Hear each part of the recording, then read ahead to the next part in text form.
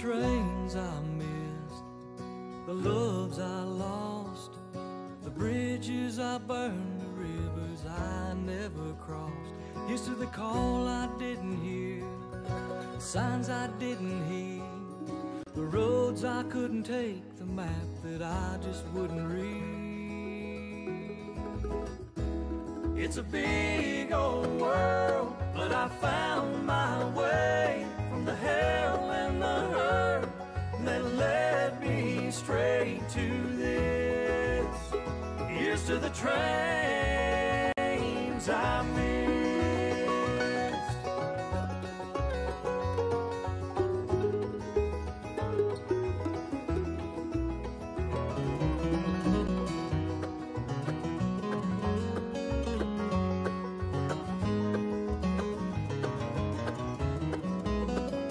I've been a clown, I've been a fool, and I pushed on every chance.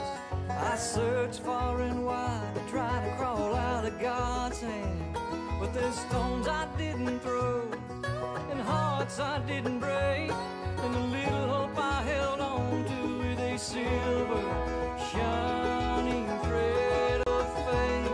It's a big old world, but I found my way from the hell and the hurt that led me straight to this. Here's to the trains I missed.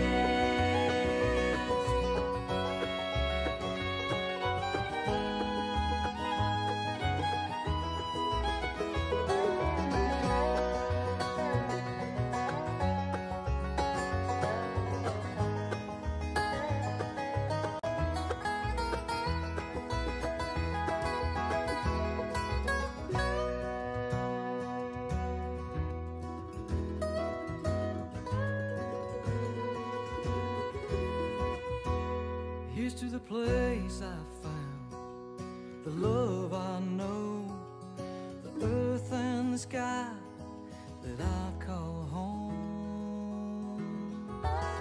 And here's to the things I believe, bigger than me, and the moment I find myself right where I'm supposed to be. It's a big old world, but I found my way from the hell and the hurt that led me straight to this. Yeah, it's a big old world, and I found my way from the hell and the hurt that led me straight to this. Here's to the trains I miss.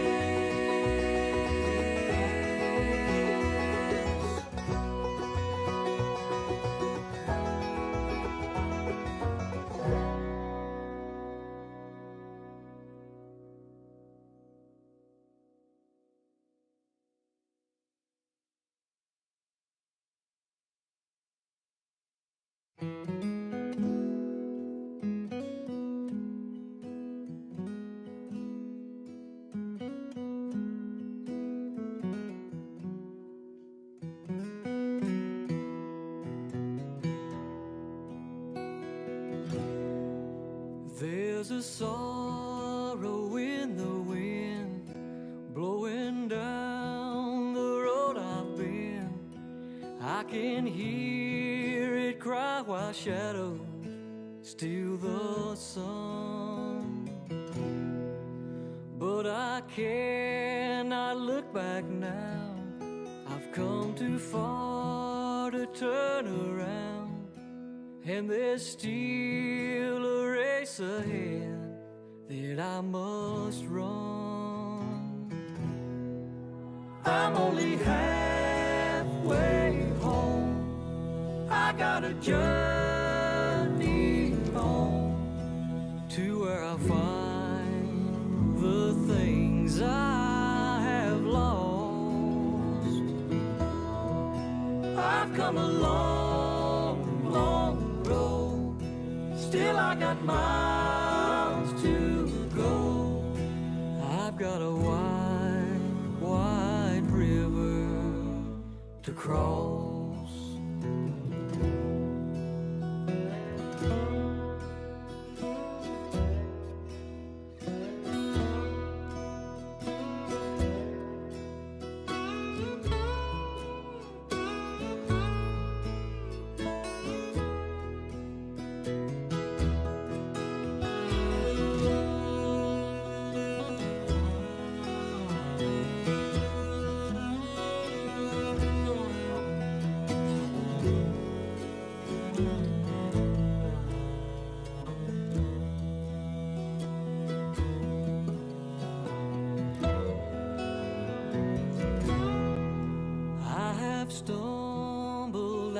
have strayed, you can trace the tracks I've made all across the memories my heart recalls.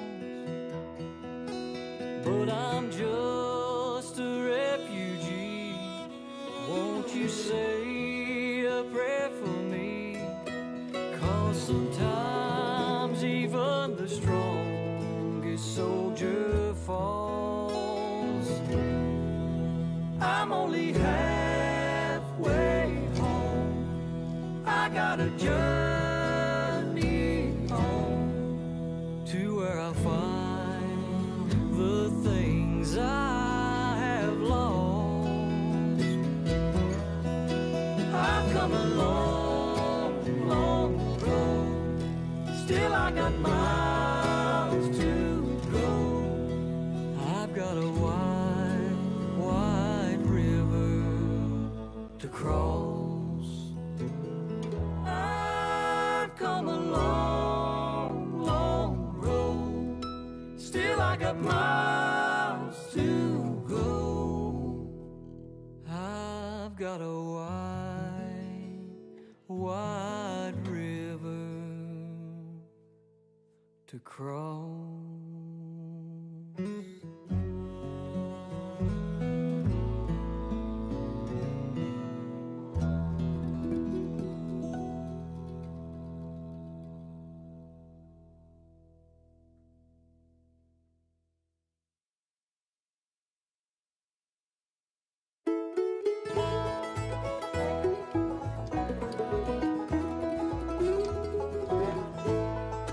Years for the Depression, Peter Thompson staked his claim in a little mountain town. Kenton was her name. Told everyone that was willing, steady work would be their reward. So they started making paper where the Pigeon River fords. But this ain't just another paper town on a random riverside. She was built with blood, sweat, and tears, and a whole lot of pride. From the mountains and the farmlands, around the smokestack she has grown. This ain't just another paper town, it's the one that I call home.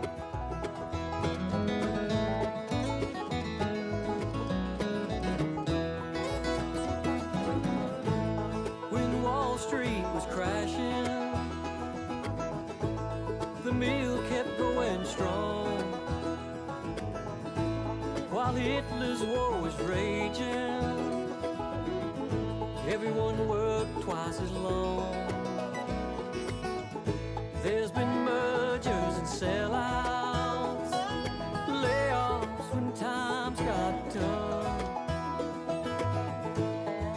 Talks about pollution, then cleaning the river up. This ain't just another paper town somewhere along the tracks. She's seen her share of ups and downs and always bounces back. From the mountains and the farmlands, around the smokestack she has grown. This ain't just another paper town, it's the one that I call home.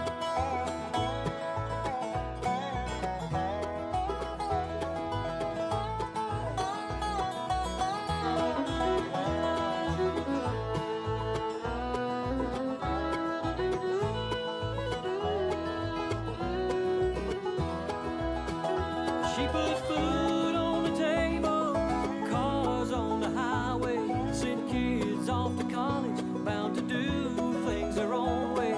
Through every generation, her influence is clear. She's taken care of young and old for over 100 years. This ain't just another paper town, it's part of who I am. Molding me as a little boy so I could be a better man.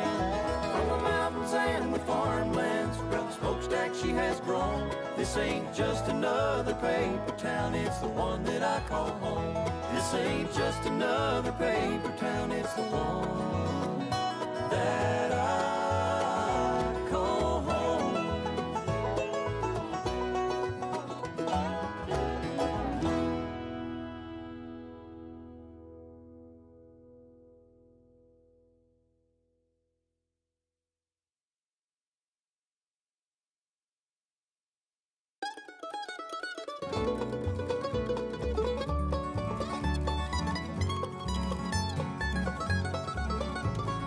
Yankee letter said that they'd be coming any day, and if you planned on getting out alive, we best be on our way. Our tattered gray was torn between if we should run or fight, but our southern pride swelled up inside as we dug in for the night. Then I heard a rider calling, they're coming down the road, and the fiery flash of 20-pounders started to explode. Tried our best to stop them, our efforts were in vain. In the distance you could hear the sound of Dixie's last refrain. They're burning Georgia down, those devils dressed in blue. They took the highest.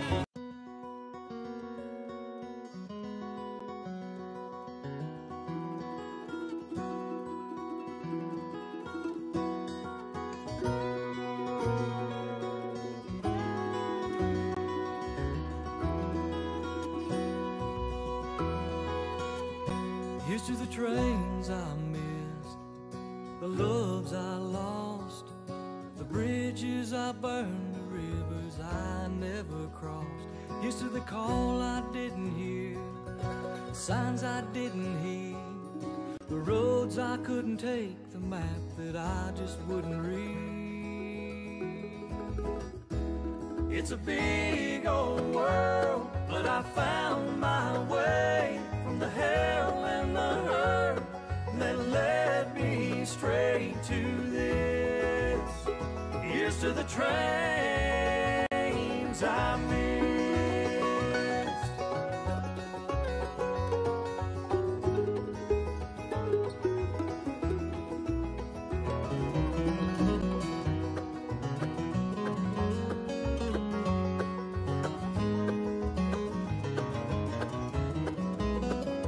I've been a clown, I've been a fool, and I pushed on every chance.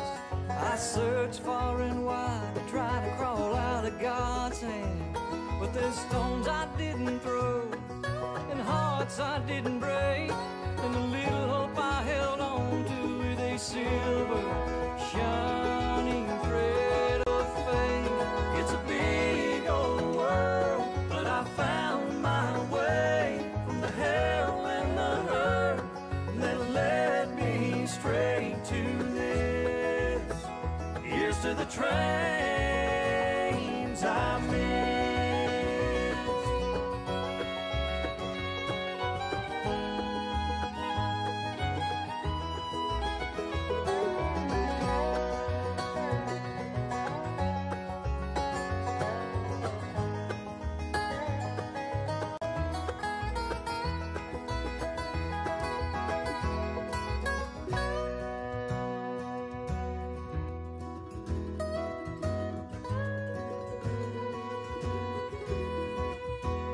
Here's to the place I found, the love I know, the earth and the sky that I call home. And here's to the things I believe, bigger than me, and the moment I find myself right where I'm supposed to be. It's a big old world, but I found my way from the hell and the hurt that led me straight to this. Yeah, it's a big old world, and I found my way from the hell and the hurt that led me straight to this. Here's to the trains I missed.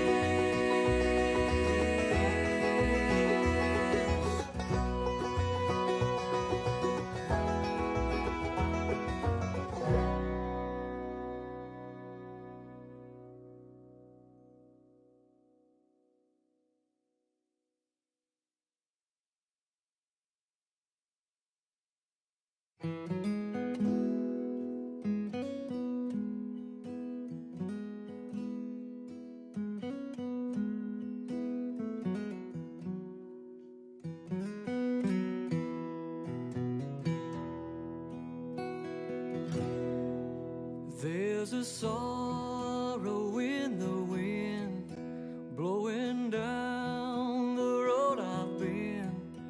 I can hear it cry while shadows steal the sun. But I cannot look back now. I've come too far to turn around, and there's still a race ahead that I must run. Baseball University of the Blue Ridge welcomes you to the American Legion streaming series presented by To the Brim Refill Store. We're live from McNair Field in Forest City, North Carolina for a North Carolina American Legion Area 4 matchup between Asheville Post 70 and Rutherford County Post 423. Ryan? Well, I guess the first thing is the chat's got to let us know if the mics are working all right. I feel like the last couple of broadcasts, we come back to review it, and mics are kind of popping in and out a little bit, so it might be time for us to invest some money in new mics. But in the meantime, like I said, just let us know how we're sounding, and if you feel like we're fading out at all, just holler. But anyway. Good test to that. We'll talk about our broadcast sponsor. Yep, let's thank To the Brim Refill Store. You know, Baseball University, we love these mountains, we love nature. We're always looking for ways to preserve the earth and live an earth-friendly lifestyle. That's why we use To the Brim Refill Store. If you're looking for natural, sustainably sourced products that are great for your home and friendly to the earth, you need to check out To the Brim Refill Store at 117 Sweeten Creek Road, Suite 16 in Asheville, North Carolina. The friendly staff will meet you and help guide you in your sustainability journey by offering a variety of products with listed ingredients so you can feel better about the laundry, cleaning, health, and beauty products you are using on and around your family.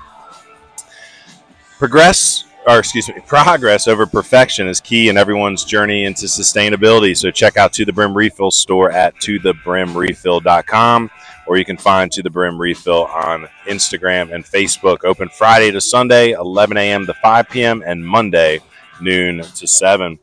Again, couldn't be doing it without To the Brim Refill Store's help, and all our sponsors, actually. And the next one we're going to introduce is our pregame sponsor, Ion Outdoors. Yeah, I want to thank Ion Outdoors for being a longtime sponsor of Baseball University of the Blue Ridge, sponsored our power rankings this spring. I want to talk a little bit about them. Ion Outdoors, summer's right around the corner, and now it's time to make your dreams of a pool, patio, porch, pergola, outdoor fireplace, grill space, hardscaping, or just about anything else you could dream of for your backyard to come true. Ion Outdoors can turn your dream backyard space into that reality. Visit the website at ionoutdoors.com to learn more. And if you mention this ad, you'll receive $500 off any project. That's ionoutdoors.com, sponsoring our pregame this evening. Well, these two met up a few weeks ago. We covered that game. I want to say the final score was a rout, 18-2. So that was a big game there from Evan Connor, I believe, was at the game. Evan hit he had a home run and a triple in that game. I believe that was the one. He was our poppy player of the game. It's a beautiful field. This is a field that Coach Deaton from Caldwell has been bragging about and telling me I need to come down and check it out. This is where the Forest City Owls play in the Coastal Plains League. Some strong Western North Carolina talent actually playing for that Owls team this year with Walker Fox. I believe Braden Corn's on that team. But today, McNair hosts Post 423 and their rematch against Post 70 Asheville, coached by Coach Sneathen. We met him a few weeks ago. He was actually our Owen Joseph hero of the game. He's a Navy veteran. And then on the other side here at Post 70, it's Coach Decker and staff. You know Coach Decker well if you've been watching our post-game interviews, even the last couple that had no audio. So, again, we've been doing our advertisements and our sponsorships a little different for the Legion season. We're not doing inning sponsors anymore, but we're trying to attach our sponsors to the production and the highlights that you see in the game. So just want to run through them real quick so you notice them. First up is our Extra Base Hits sponsor, Rounders Hat Company.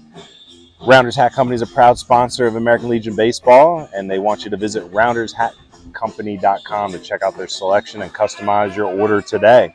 Changing the snapback hat game one rounder at a time. I was over by the concession stand. It looks like Rounders printed the hats and the T-shirts that are for sale over at the concession stand too. Awesome. So. Yeah, I want to thank them for being an Extra Base Head sponsor. And I want to thank BH Granning Landscapes Incorporated, sponsored tonight's glove work. You see a flash of the leather, a great play by our infielders, outfielders, catcher, you name it. I mean, pitchers too. Pitchers are athletes. But tonight's glove work is proudly sponsored by BH Granning Landscapes Incorporated, mountain grown and locally known, and celebrating 20 years of service across Asheville and Western North Carolina. From athletic fields to outdoor living spaces, they build a reputation for quality landscape design, construction, and maintenance. Big thank you to BH Granning Landscapes Incorporated for helping shape the places we play, cheer, and grow on and off the field.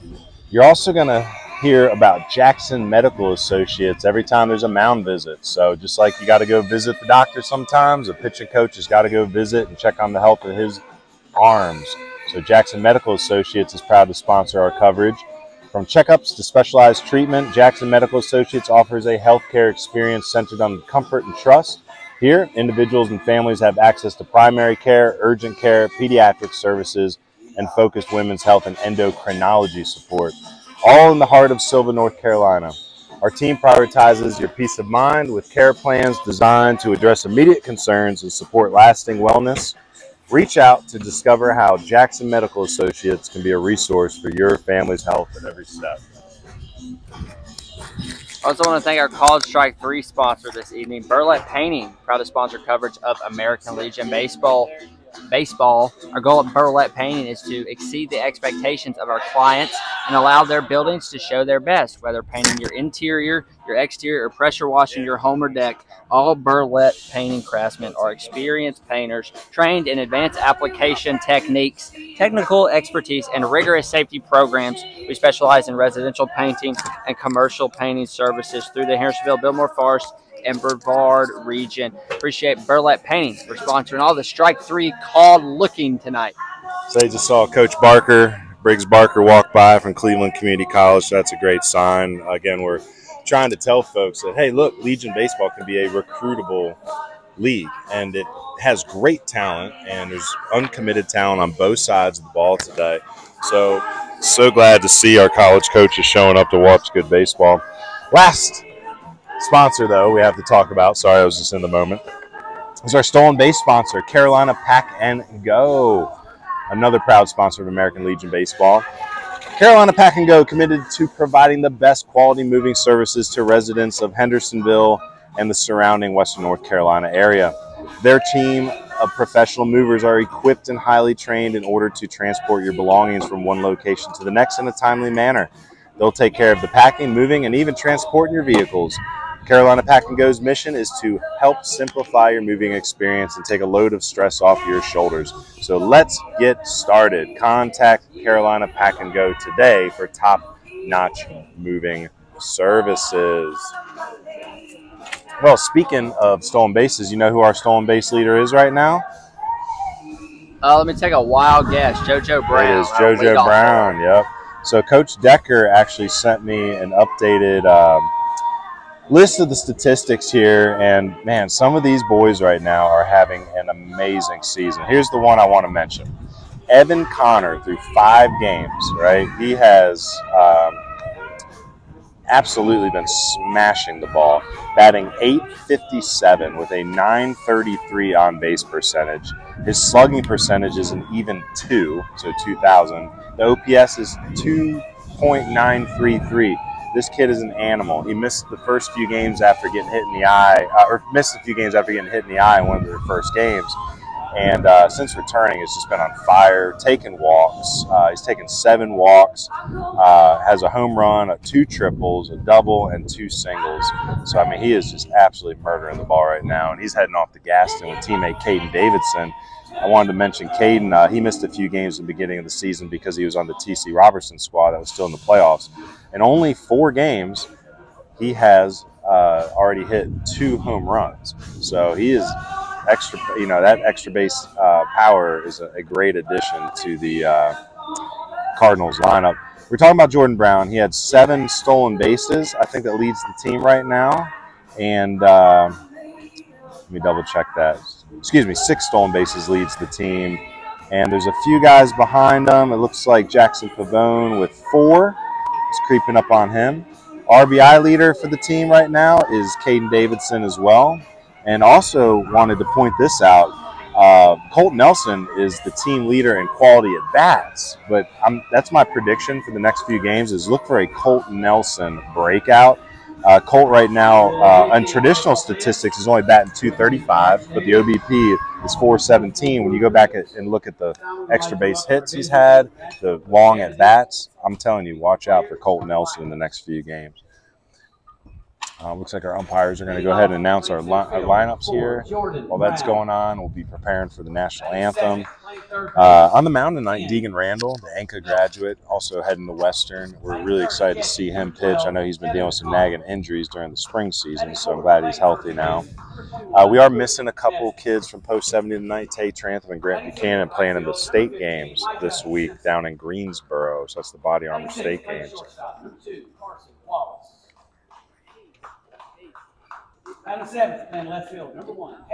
So if you guys are familiar with the roster from last time, there's a lot of uncommitted talent and a mix of college guys on the Rutherford County Post 423 roster. Jacob Ellenberg is a Gardner-Webb freshman, rising sophomore now. You also have Jacob White, who's at Caldwell. He's a rising sophomore. Chase Powell, who's a rising sophomore with Cleveland. And you also have a few commits. Jake Lyles committed to Caldwell, just graduated from RS Central. You also have Ethan Milner, a Hendersonville grad, who's committed to Rockingham Community College. And Blake Ritchie from East Henderson, who just graduated and committed to Caldwell.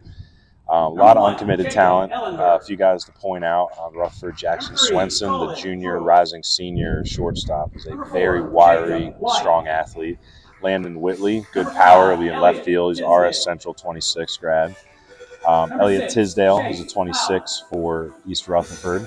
Colin Pruitt is a 25 that just graduated. I know he's still looking for a place to play. Camden Cobb, I think he's going to miss some time. I heard he broke his thumb, but he's at Gaston Christian, who was part of that state champion runner-up team with them. He's a 26 grad. Also have Jacob Lee in the lineup. Jacob, part of the state championship East Rutherford Cavaliers, just graduated. Caleb Costner, I know he was battling some injuries. We'll see if he's back tonight. He's one of Crest's 26 grads. And then to round it out, Brandon Pinkerton, Brady Swain, and Luke Bailey, 26s for East Rutherford, and Zane Lovin, 26 for RS Central. That covers your Post 70 line, or excuse me, Post 423 lineup. We're going to go ahead and quiet ourselves for the anthem and the pledge for the Legion. Keep faith with my teammates. Keep my temper. Keep myself fit. Keep a stout heart in defeat. Keep my pride under in victory. Keep a sound soul, a clean mind, and a healthy body. Could everyone please rise? Gentlemen, remove your caps as we honor America by the playing of our national anthem.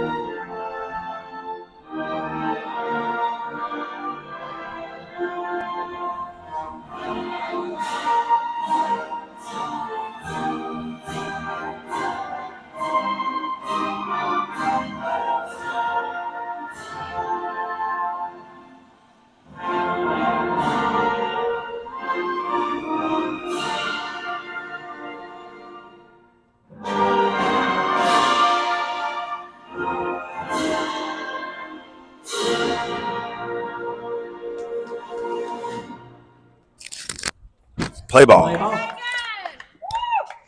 All right. Well, again, we're at the home of the Forest City Owls of the Coastal Plains League, McNair Field. Beautiful field. I like these small town ballparks. I like how we got a absolute behemoth of a wall in left field. Got 314 down the left field line. What does that say? 25 foot on the top of the fence? Yep, 25 right? So they got feet tall, 314. 390 in center going around left to right, and then 337 down the right field line. And we just showed you 3 of our 4 camera angles with our 4th one right here. So a little bit different than the traditional West Henderson look we've had this year, but excited to change it up a little bit. Good PA system. Yeah, I was gonna say this is a legitimate stadium. They got almost AC in the press box. It almost feels like a smaller version of Shelby's Field. You know, the high school field, the American Legion World Series field. That big green monster. You think they call it the Owl's Nest up there? That'd be a good idea. So they got some good advertisement up there. The Ingalls advertisement out there says we give a hoot about our customers. So we got to start trying to figure out how to keep tying in with the baseball team themed advertisements. This is our first away game with Coach 70, so they'll be batting first today. So we're going to have to switch up the home team as well as the first pitch. So we're going to talk about our home team lineup sponsor. Yep, home team lineup is brought to you by Shin Building Company. Just like you want to have your dream home, you know, you got your dream lineup right here with Coach Decker's Post 70 Cardinals. But first, let's thank Shin. Are you looking to build your dream custom home, deck, or patio? Well, then you got to call Shin Building Company today. As Shin always says, a person's character directly determines the quality of their work. And I'll tell you, we got some great character running up and down this lineup that Coach Decker's put together tonight. First, leading off is going to be JoJo Brown. No surprise there. He's in center field. Batting behind him, the lefty, Colt 45 Nelson, playing third base. Former Tuscola teammate Evan Connor behind the plate, doing the catching. Luke Nesbitt, the Reynolds grad, at first base. Micah Simpson. We'll talk a little bit about Micah after the lineup. He's in right field this evening. Carson Walls back at shortstop, the Western commit. Hayes Hilliard, been having a strong Legion season out in left field, heading to NC Wesleyan next year. Eli Shin, the former West Henderson state champion at second base, and Jackson Pavone doing the DH for the starting pitcher, Deegan Randall. So that is your home team lineup brought to you by Shin's Building Company. Here's your first pitch. It's going to be brought to you by Builder's First Source Brevard, and it is a strike right there for an 0-1 count. Just remember, at the heart of every construction project is quality, reliability, and expertise. Builder's First Source delivers just that. And thanks for delivering that first pitch, Builder's First Source. JoJo Brown hits one deep in the hole. Swenson throws across. Richie tries to pick, but it's going to bounce past. And no advancement. Well, official scorekeeper Hunter Street, what do you think there? Good throw gets him. How about your third baseman? E3. Well, no, E6. E6. I was going to say, that's a harsh one there. Say, nice play by Swenson deep in the hole, got to it. Probably the curse right there is they got to it so quickly that he did give himself enough time for the throw. That's going to bring Colt Nelson up. Say with the lefty in the box, we'll see if JoJo Brown's got the green light and add to that team leading stolen base lead there. Got a lot of great room for these double camera angles this evening. So Chase Powell on the mound. He is a current Yeti, graduated from East Rutherford 2024. He's got strike one on both of these first batters. Falls behind 1-1. So as we pulled into McNair Field, we passed Peak Performance. They're one of our past sponsors for some of the Rutherford County area high school teams. I didn't realize it was so close to the field here. Swing and a miss. Goes fishing there. Might have chased the changeup. So 1-2, falls behind. Again, Nelson had a great year. I think he was all conference again. Getting ready to head off to Wingate, be a Bulldog. Seeing his dad walking by before the game wearing the Wingate shirt. Good take there, ball low.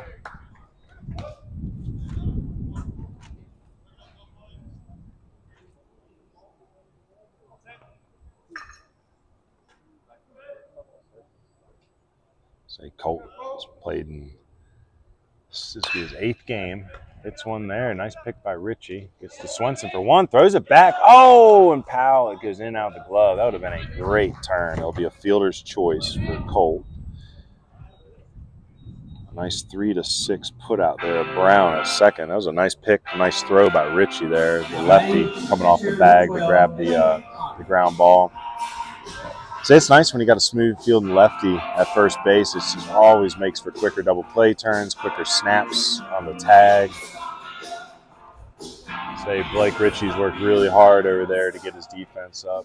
Big slugger from East Henderson who's going to be playing at Caldwell next year with Coach Deaton. Evan Connor, and see if he can keep up with this. 857 batting average and 933 on base percentage. This kid has been an absolute dog since returning from the black eye, getting hit in the eyeball with the pitch there early in the Legion season. Takes ball high. This kid has really good strike zone judgment, and it's probably because he's a catcher himself, and he's been catching a lot of talented arms over at Tuscola the last couple seasons. So he knows exactly where the balls and strikes, where the gray area is. Balls or gets ahead here, 3-0. Powell, again, a Cleveland Yeti. Not sure how much pitching he did for Coach Greg and staff last year. There's strike one.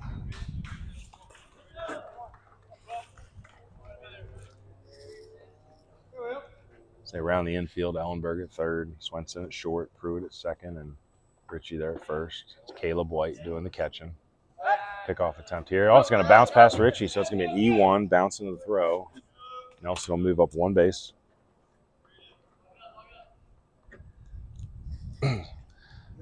So 2 errors in the inning, but only 1 base runner in and out recorded. So 423, going to have to pick it up a little bit here and clean up this defense. Anybody in the chat make a mention of the quality of the mics yet? No, chat's been empty tonight. If you can hear us very well, throw a thumbs up in the chat, will you, please? Nice and clear coming through our audio system. Say it's 7:07, game just beginning here. It's going to be a pass ball, so it's ball 4 to Connor, but Colt Nelson going to move up on the wild pitch there. So another walk for Connor. Now batting your first baseman, number 21, Luke Nesbitt.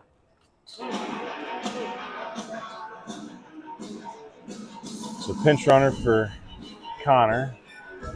Looks like Reagan Smith doing the running, courtesy runner. Luke Nesbitt coming to the plate.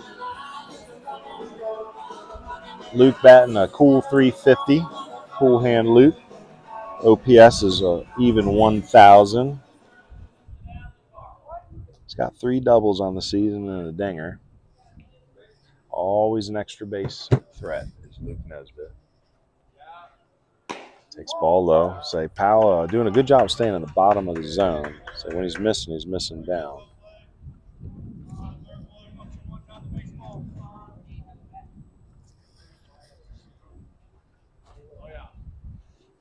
We got a bit of a breeze blowing in from center field as Nesbitt cues 1 foul over near the concession stand.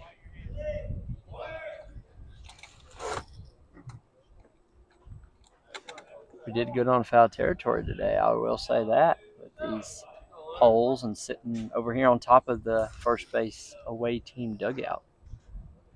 It's a nice little breeze, even though it's 83 degrees here at the start of the game. It's a hot one, and it's only going to get hotter this week. I'll tell you one thing, it's been wet this week. Wet and humid.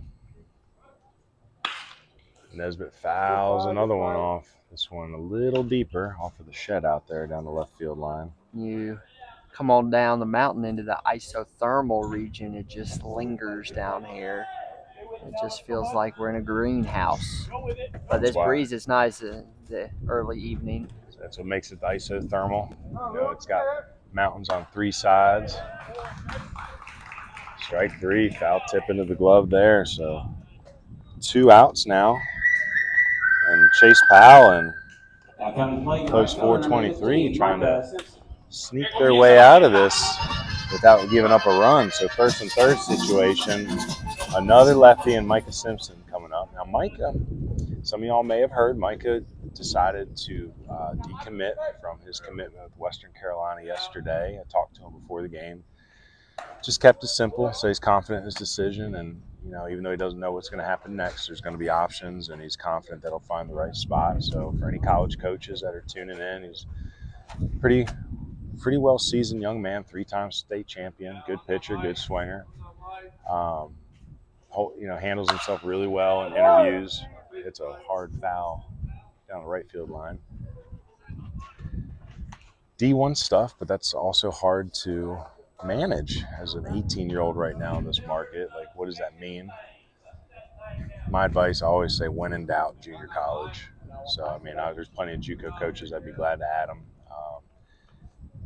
Just always seems to show up in the big moment. We'll see if he can do that again here for Post 70. It's one in the left foot's going to stay up for Landon Whitley. And how about that? So 3 runners reach base, but not able to capitalize. So no hits, 2 errors, and a walk. And coming up for Rutherford Post 423, it'll be Colin Pruitt, Chase Powell, and Jacob Ellenberg. Well, I think we hit all our sponsors, right? Even though we're a little backwards there in the beginning. A little backwards with the away team lineup. But that's just life on the road. So we're trying to figure out our schedule for the next 2 weeks. I believe we're going to Cherryville on Saturday, weather pending. Go see Bobby Dale. Yeah. I know that they're looking for some revenge after dropping one early to them, to Post 70 early. But next weekend it gets a little hairy. I think we're going to cover the doubleheader versus Gastonia at home on Friday. I think we're going to skip the Saturday game at Caldwell. I got a college coach coming to town, Coach Chubb from Geneva. So I think we're going to go out and watch some games, help him scout some of the underclassmen. But then on Sunday, we are going to come back and do Post 70 home against Shelby. So I think that's what we're planning. We might sneak one more in, but talking to the Caldwell Post, some of the other Legionnaires and some of the other posts want to have us down, and we want to be there. It's just a matter of managing it all. I was telling Hunter today, I've been just buried in the video editing room. Finally got all our 26 grads from the Mars Hill prospect filming done. So 2 weeks later, we got, I think it was a total of 35 films in the 26 class. Now it also is including a private filming we do with Crest High School. And then tomorrow and Friday is my goal to finish the couple 27s and 28s. I think I have 5 27s and 4 28s I got to finish up, and then finally be able to walk away from the cutting room floor a little bit. It's a nice little piece of hitting there by Pruitt, but it's right to Nesbitt, so he'll take it himself. Again, Pruitt, the RS Central grad. I always thought he was very talented, left-handed swinger, second base outfield type. I know he wants to play in college. I'm not sure exactly who he's speaking with or what his options are at this point. But again, any JUCO or small schools out there right now, that's a guy who can play some ball. I know he's looking to. Here's your pitcher, Chase Powell up. Chase, he's got some pop. Not a huge kid, but hits ball hard, plays a good outfield. Obviously doing the pitching today.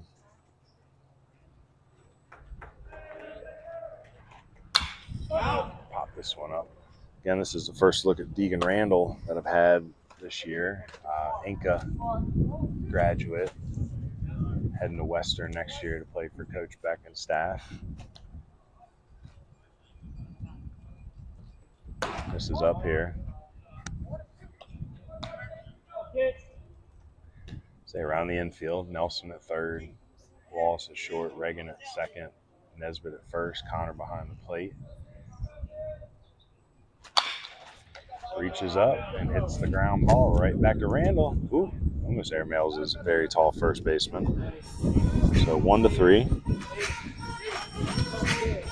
Say Powell went up to the letters to attack that pitch, but didn't square it up. Right back to the pitcher. Number 3 hitter, nice Jacob Ellenberg. Remember, Ellenberg made some great flashes of the leather in that 18-2 loss. Really shows he can handle the hot corner well. Takes the ball outside. Go your way one time.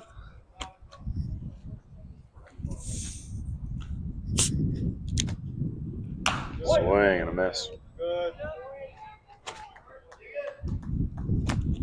Say cloudy, kind of hazy even a little bit. Got some blue skies, blue patches creeping through. Say decent little crowd here this evening. Say it's a bigger stadium, so probably looks a little emptier than it is. Maybe we can go live on my phone in between innings. Show you the vibes here. My thing is, we were talking about this on the drive down. Like, they're really outside the tourists. You know, you got the Greenville Drive. You know, there's not a lot of minor league baseball out here, but we had the collegiate baseball. Nice strikeout there by Randall. So 1-2-3 in and made it look easy. But, you know, if you're a young man or woman, you know, come on out, watch the game, bring your date, you know, come watch a baseball game and support Post 70, Post 423, or whoever your favorite local Legion Post is. Well, stay connected to us across all our platforms. Like and subscribe on YouTube. If you're watching this right now, you're watching on YouTube, if you can please hit that like and subscribe button, it'll be much appreciated. It's youtube.com/@BBUniversityWNC. Make sure to include the @sign. Like us on Facebook, Baseball University of the Blue Ridge, and follow us on X, formerly known as Twitter and Instagram, @BBUniversityWNC. Check out the website also at baseballu.org. Appreciate all you guys. Maybe you get a follower account and you're just throwing us out there. I'm actually retweeting on X that we're scoreless after 1, and I'm putting the post up again, you know. Yeah, guys, go retweet that. Go like and subscribe on all the platforms. Go spread the word about American Legion Baseball and Baseball U. Yeah, send it to if you're listening at home there, send it to your friends, family, someone that would appreciate a good ball game. It's a Wednesday evening. It's hot outside, nothing better to do than just grab a cold one and listen to some Legion baseball. We got some cold one advertisements on the big wannabe green monster out here, so might need to blur that. High school. Leading off for Asheville Post 70 here. But yeah, talking earlier about how not a lot of minor league around here, but there's a lot of summer ball going on. You got the Old North State League, you got the Coastal Plain League right here. You got American Legion baseball all across West North Carolina. Wait, how many posts we got on this? Let's see. We got Asheville Post 70, Shelby Post 82, Cherryville, Gastonia, Rutherford County right here. The Gaston Braves, as we got a pop fly in the infield for the first out. Technically a foul pop out. As well as Caldwell, Post 29, Hickory, Burke, and Wilkes County. So that is a grand total of 10 American Legion teams in Area 4. So if you're in the 828 plus 706 area, 704 area codes, get on out to the game. Hayes Hillier up to the plate now, Asheville grad.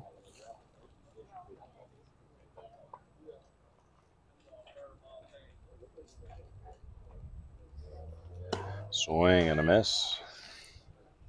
0-2 count.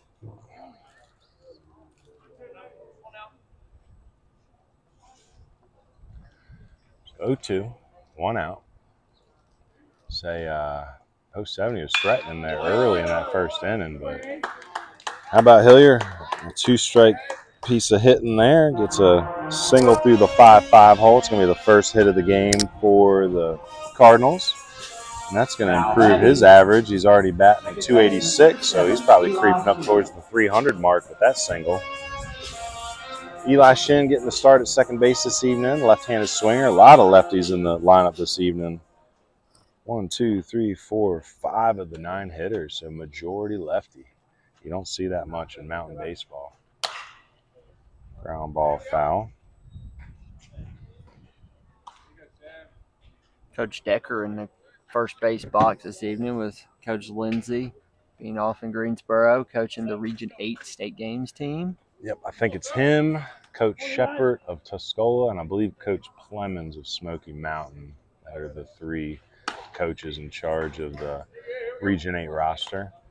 So I know a lot on the Region 7 roster as well, as we got out to that area a bit more with the broadcast this year, and then a few down on Region 6, even though Region 6 is predominantly heavy in the Charlotte area. So we don't see a lot of Gaston and Lincoln and Cleveland County on that team, even though there's really good baseball players.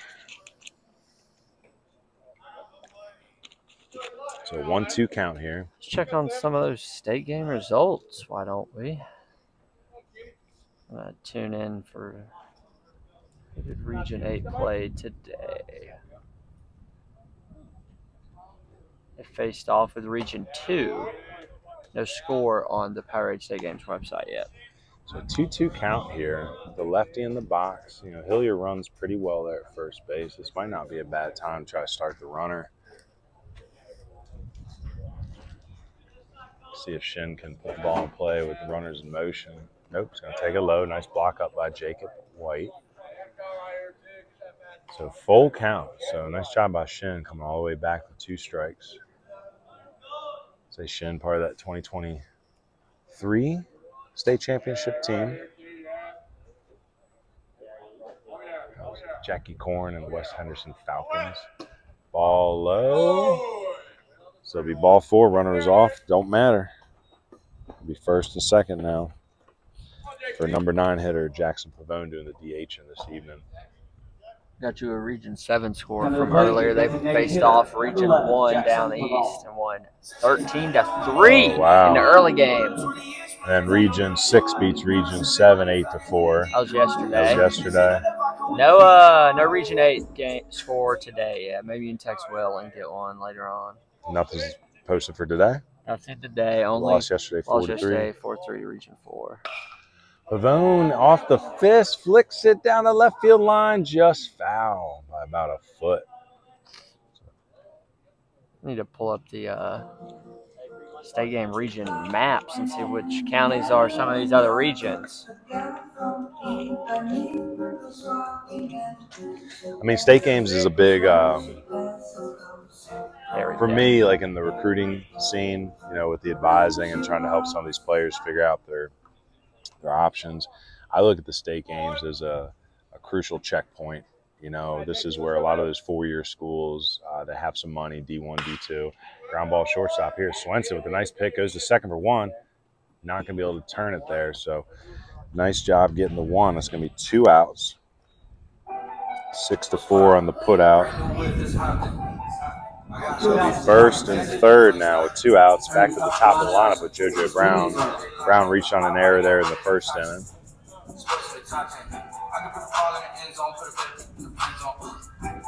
But yeah, after state games, you know, it's some of these top elite players. They may get their opportunity, get an offer from a 4-year school. Those offers probably won't be out long, especially with all the options they have through transfers and JUCO.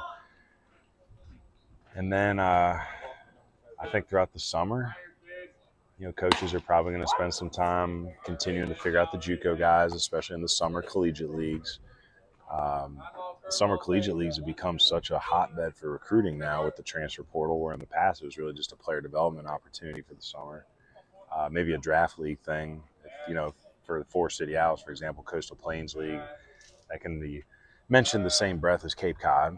You know, maybe not entirely as strong, but you have draft and pro potential in this league. Cowardton Senior League, Northwoods League. There's a lot of good senior leagues, good summer collegiate leagues. Again, Legion's kind of that hybrid where it's a great place for your better high school kids to play, guys that are graduating, getting ready to go to college. And again, if you're still 19, much like Eli, Shin, Reagan Smith, Aiden Sumner, Brady Nix, some of these guys that came back after their freshman year. It's a good fight here by Brown. It's a lot Saves of it 2 strikes. A lot of them. Now, some are pay to play and others are sponsored, you know. We saw coming in today a lot of emphasis on the host families around here within the Coastal Plain League, with kids coming from, I'd assume, all over the southeast, greater mid-Atlantic. Pavone takes off, tries the frame strike 3, but the umpire says it's just too high. I thought it had the top of the zone, so it'll be a stolen base for Pavone. Second and third, 1-2 count here. First base is open, so Powell doesn't have to give in here. He can keep going at Brown with what he feels his best stuff is, make him chase. Swing and a miss, goes to the curveball. Nice mix by Powell. So Powell plays that dance again. He's had left two runners on base each of the last 2 innings. So Post 70 looking for that big hit. Chase Powell says, you ain't getting it. So heading into the bottom of the second, it's going to be Jacob Lee, Elliott Tisdale, and Jackson Swenson coming up. Well, no score. Breeze is feeling nice. Temperature's starting to drop a little bit as the sun heads towards the horizon. Current temperature at 7:25 is 82 degrees, so we've only dropped 1 degree, but it feels a lot nicer. So we got the canopy out today just in case if the rain pops in. Deegan Randall coming out for inning number 2. It's a big, strong young man's had a beard since 8th grade.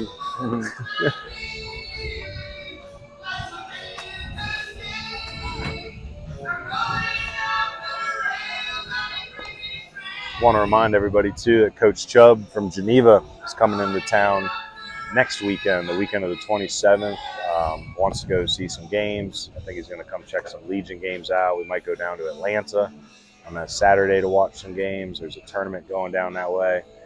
And then I think we might try to do an open workout before the Sunday Legion game at West Henderson. So I got to work all the little details out. But for our underclassmen that would be interested in learning more about Geneva, playing in front of Coach, reach out, because he wants to talk to you before he gets into town. He's really enjoyed recruiting out here the last 2 years. He's got 2 current Western North Carolina players up there, and he's got 2 more heading there in the 25 class. So he's hoping to land a few more. They feel like they're, being a Western Pennsylvania school, they're trying to get an edge by recruiting in the South a little bit.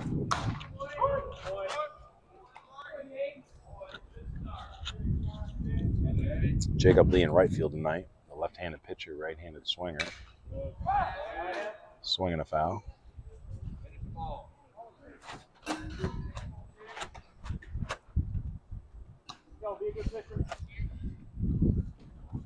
Say the Cardinals in the all-black unis tonight. Picked a good day to wear those. Misses up. Say Randall missed some time during the regular season. Inca with a disappointing year. We're hoping to have a much better season. Just dealt with injuries. Just couldn't quite put it together this year. I think Inca's got 1 representative down at the state games, and catcher Ty Aycock. Good 26 catcher. Oh, Colt Nelson gets caught up on the in-between. Hop backed up on it, got in his heels a little bit, and the Hop chose to shoot past him there. So it's going to be an E5, allow Leon. First base runner. Now batting your center fielder, number 5, Elliott Tisdale. Say 3rd error in the game. 2 for 423, and that was our first for Post 70.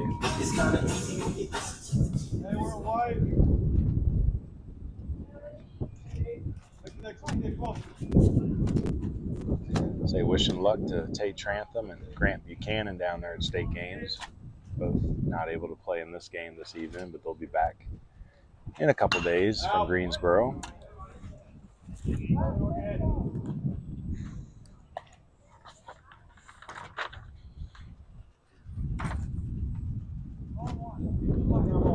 Say Coach Ryan Decker and Coach Jacob Ravy have been helping out Coach Justin King with the North Henderson baseball camps in the morning with Hunter. How's that been going? It's been awesome to talk to coaches and get some insight away from some of these games and have conversations. Good turnout at camp. Just struggling with keeping the field dry. Every evening it's dropping buckets in Henderson County. We come the next morning and we've been in the gyms the last 2 days. So hoping to get on the field tomorrow with slide day, best day. So 1-1 count here. Randall delivers. Goes with the curveball. Flicked, and that ball's going to fall between Shin and Brown for a single. So Tisdale didn't get a ton of barrel on it, but just enough for the single. Post 423's got their first rally of the game here. Nobody out. Number 7, Jackson Swenson. Bring Jackson Swenson to the plate. Just dropped some new film on Jackson Swenson today on the YouTube. We'll get it up on Twitter here soon. Did his position player and pitching films. He's up to 85 on the bump. Ran well at 6.78. Just a good, wiry athlete. Not the biggest kid in the world, but he's flashing potential with all 5 tools. Hit his first home run earlier in the spring. Oh, man, a little in between there, and that was a physical and a mental error there. So 2 runs in on the bunt of Swenson, and Swenson all the way to third. Well, he bunts it hard down the right side. Luke Nesbitt gave him a look, but then looked back to third. I feel like Lee already had it. Throw goes wide, bounces past Nelson. That's going to allow. So I'm going to put a bunt single down for the young man in general.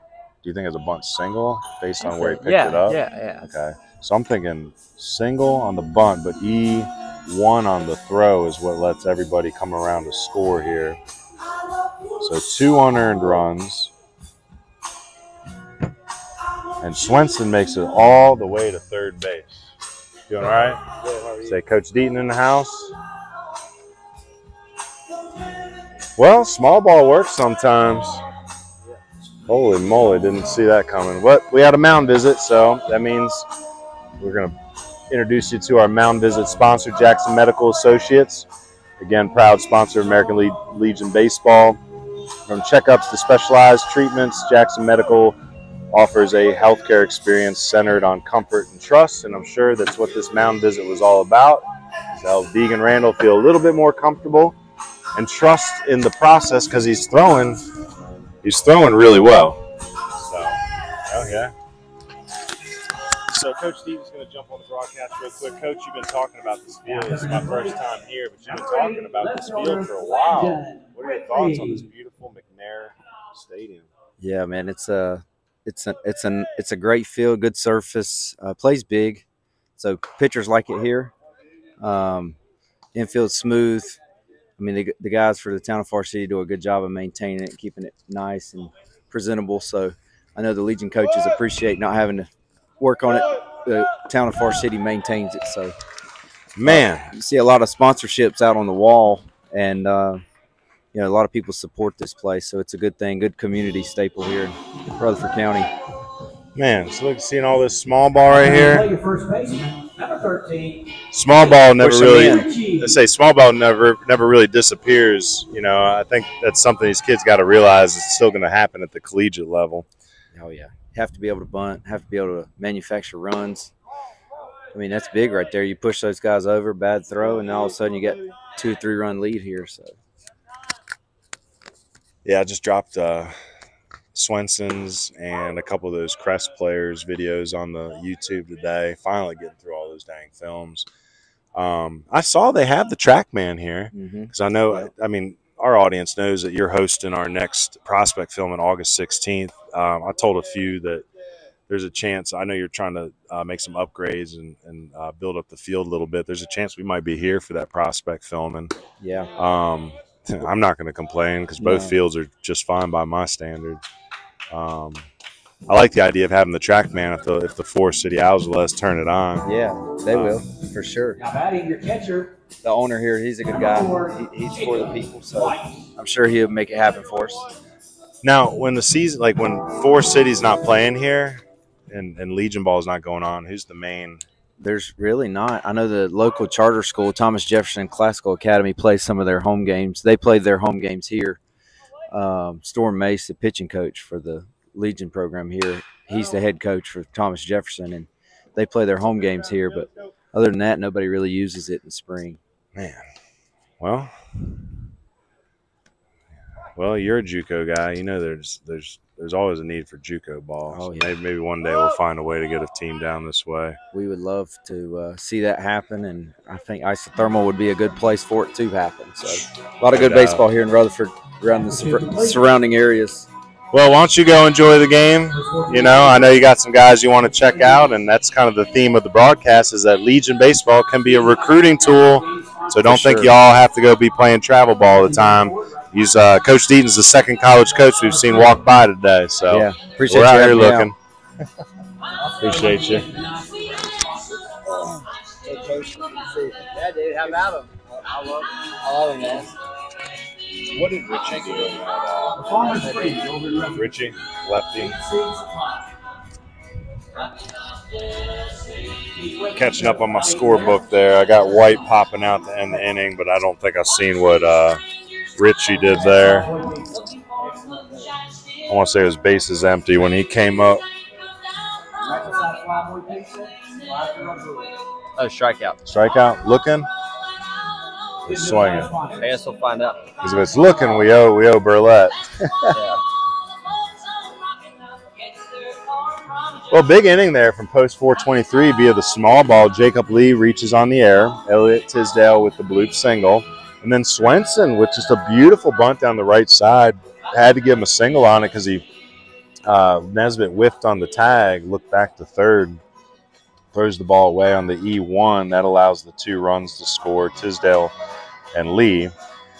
Lana Whitley comes up after Swenson, bunts him in because Swenson came all the way around to third on that. So RBI sack squeeze for Whitley.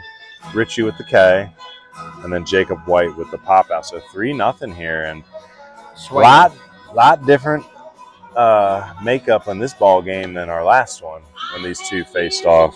So we'll see if post 70 can get that big hit here. In the meantime, want to thank our patrons. We had a new patron sign up today. Want to thank Miss Simpson signed up to our top tier. So much appreciated.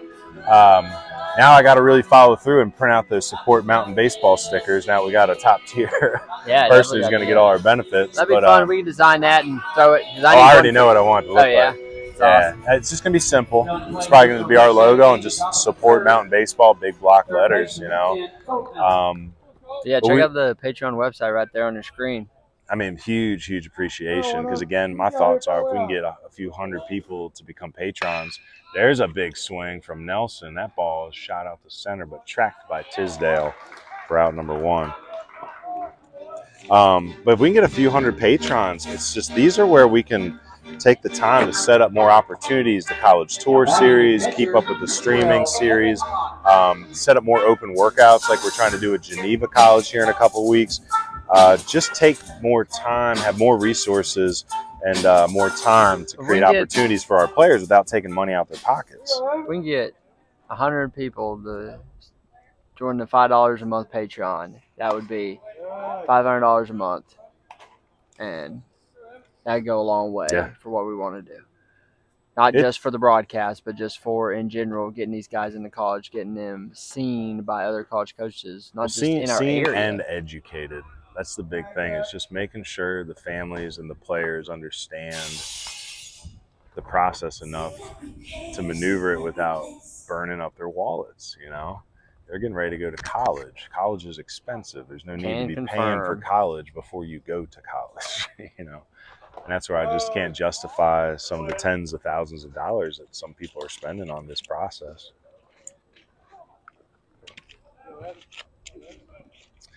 So Evan Connor reached via the walk. No shocker there. His first time up. Need some base runners here to start picking away at this 3-0 lead. Chase Powell. So for strike two, they did a little practice throw around there. So Jacob White predicting the future potentially, just telling everybody like, why are we going to deliver to the third strike? We know it's coming. But again, Evan Connor with his .857 batting average may have something to say about that. So the sun peeking through one last time through the clouds here before it disappears for the evening, casting some heat upon the field.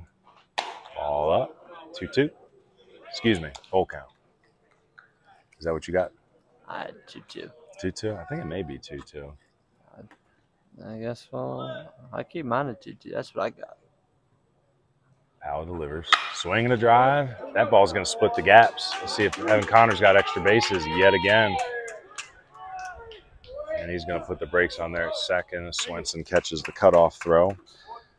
So excellent work by Evan Connor, trying to be the table setter. And Luke Nesbitt coming up. But first, let's thank our extra base hit sponsor, again, Rounders Hat Company. Go see roundershatcompany.com and look at all the selections they have. Rounders is changing that snapback game of one Rounders at a time. Rounders is a big supporter of Post 423. Again, we saw some of their gear over there by the concession stand. Looks like the Forest City Owls have two concession stands on each side of the stadium here. Advertisements for frosty cold brews, but not tonight, not for the Legion game. That would be nice. Just one tall, frosty one during the broadcast. Cut through the heat a little bit. So Luke Nesbitt struck out that first time up. Got Smith out there, courtesy running for Connor again. Nesbitt's going to bloop one out the left, but it's going to hold up for Whitley. So 2 outs now. Micah Simpson coming up. Simpson found himself in the same spot in the first inning, flew out the left field. So coming up again with runners in scoring position here in the third, see if he can change the outcome.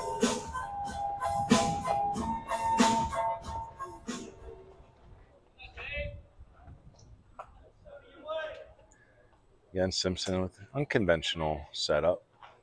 Starts with the low hands, lays the barrel back real quick, almost like the old Ripken stance.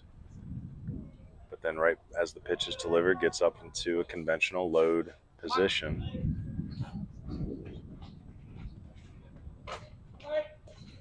Swing and a foul tip. Do it again, 1-1.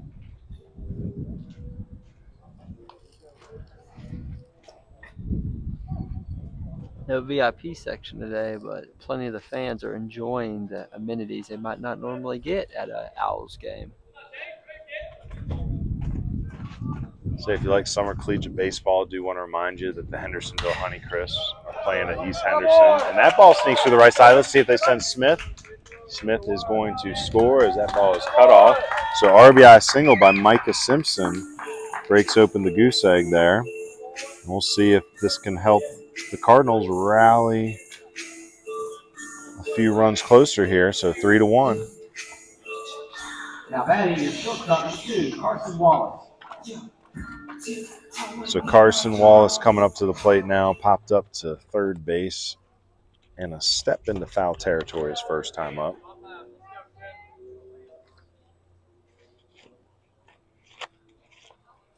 This will be a ball up. A lot of college ball going on today. Yes, sir. You want to update the people? Chanticleer's going back to the Men's College World Series Finals. First time since 2016 when they won the thing. So I had my 2016 National Championship shirt and hat on at baseball camp today. I'm excited. So Wallace ahead 2-0 here. Good athlete. One of the main talking points on the broadcast has been, how do you spell Chanticleer? So you want to try that, English teacher? Chanticleer. C-H. Oh, another pop-up on that left side. That's going to stay in play. Let's see if Swenson or Whitley can get to it. Whitley's going to catch it in foul territory for the final out. Chanticleer. Well, while you read that sponsorship, I'll think about how to spell Chanticleer. Well, we want to thank a longtime sponsor, Kenwood Bats. They're located in Haywood County, but they're serving baseball and softball players across the nation. They sponsored us during the High School Scout and Streaming Series, and they're sponsoring us now during the American Legion Streaming Series. Go get your game badge, trainers, tees, tutorials, and more, all available for purchase at camwoodbats.com. As part of our long-lasting partnership with Camwood, use that coupon code on your screen right now, BBUWNC, for a 10% discount on all purchases through their website. We appreciate Camwood for their endless support of Baseball University of the Blue Ridge.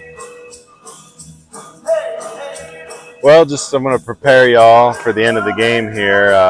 Poppy's Popcorn, our player of the game sponsor.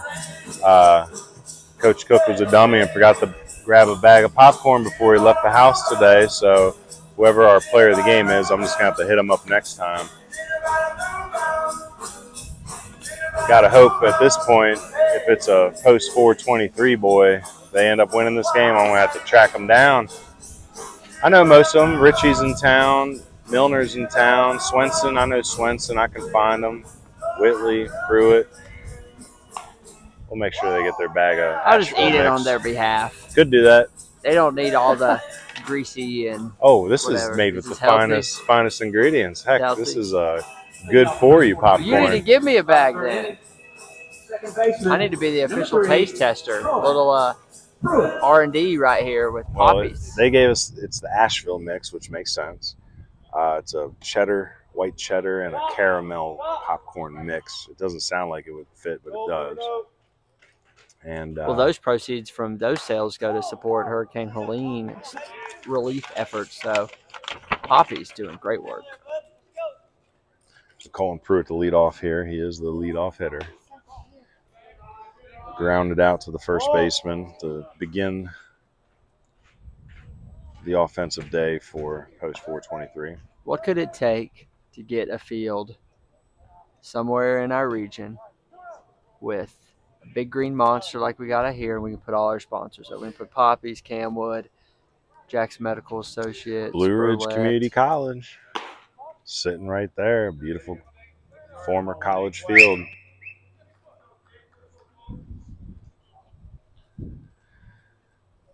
Got some 3-0. in the bullpen, seems like. Oh, so ball four straight there, and Pruitt is going to be a leadoff walk here in the third inning. Chase Powell coming up.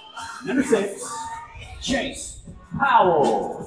And Chase Powell, back in 2024, was a Camwood Bats player of the game when he was with East Rutherford. It was a home game versus RS Central, hit a home run, and I think that was the night that they clinched their conference. It was back in our first year of the broadcast when it was just me and an iPad. Swinging a foul tip here. You need to put that on a t-shirt. And an iPad.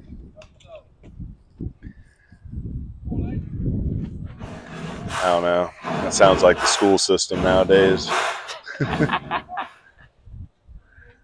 Yeah, I was trying to connect the phone at baseball camp to some Wi-Fi up at the high school, and I saw HTTPS Chrome, HTTPS WLAN is we got a stolen bag. Well, you know what that means. Brought to you by Carolina Pack and Go. Get on the go with Carolina Pack and Go, just like Colin Pruitt. Pruitt. Say Pruitt. Got a good jump. Ball tipped out of Connor's glove, so no attempt on the stolen base. But with nobody out, runner in scoring position again. Powell fouls one back into the aluminum. Boop. It rolls down the backside. And there go the kiddos running after it. Give him a piece of bubble gum.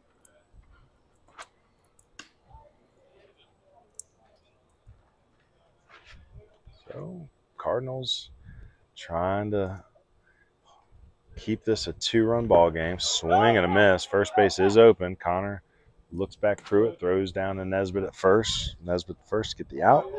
So 1 out. Runner stays at second.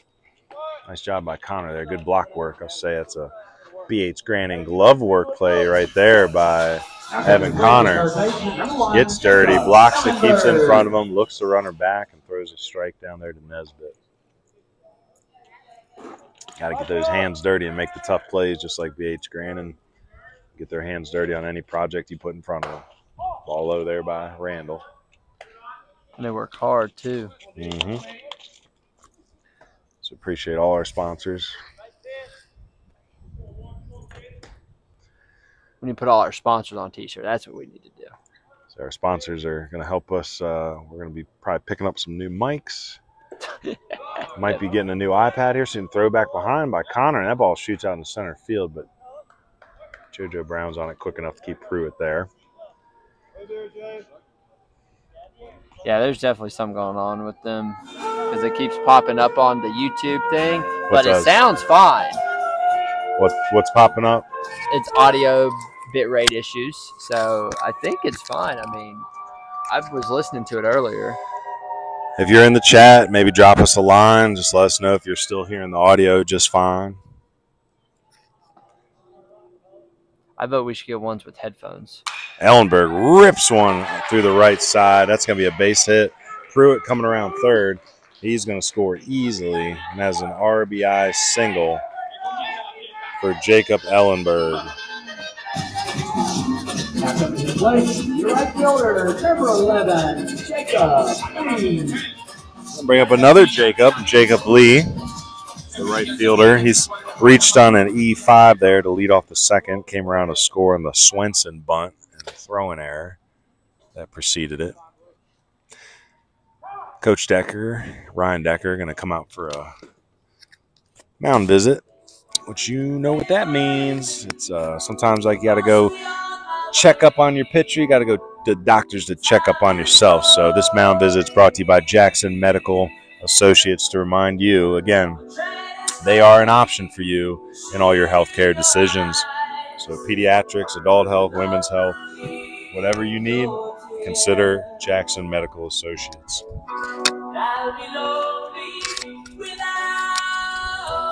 Well, 4-1 here at McNair Field.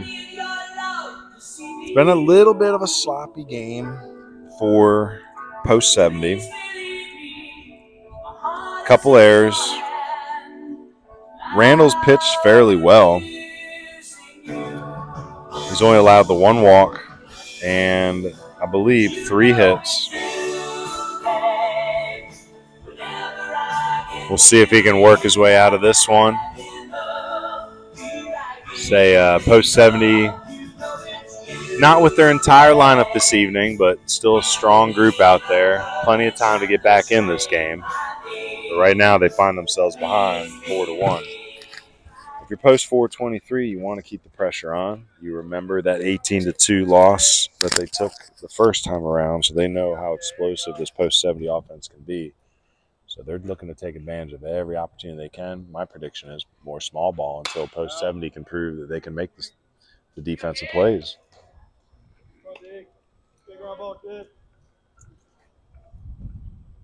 So Lee, the number 4 hitter. East Rutherford teammate Elliot Tisdale on deck. Deegan delivers, swing and a miss at the spinner. That's 2 strikes. Say Randall could use a K right here. So the breeze pick up a little bit, blowing from right to left.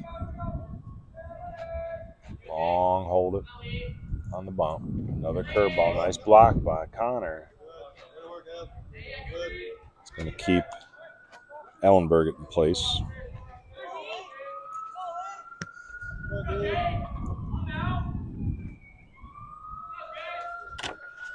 Some sirens in the background. It's another reminder of Jackson Medical if you have any health issues. Nice pitch right on the corner. Curveball gets him looking. Painted the corner there. And that called strike 3 is brought to you by Burlette Painting. Painting the corners with Burlette Painting. Always there for your residential and commercial paint needs. Number 5, Elliot Tisdale. That's going to bring Elliot Tisdale to the plate. 2 down now. 4 Ks collected for Randall.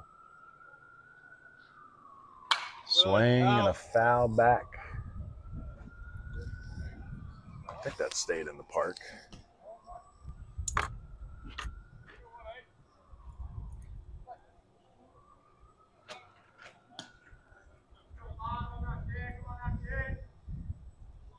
Runner goes. Swing and a foul tip. Ellenberg's going to have to come back.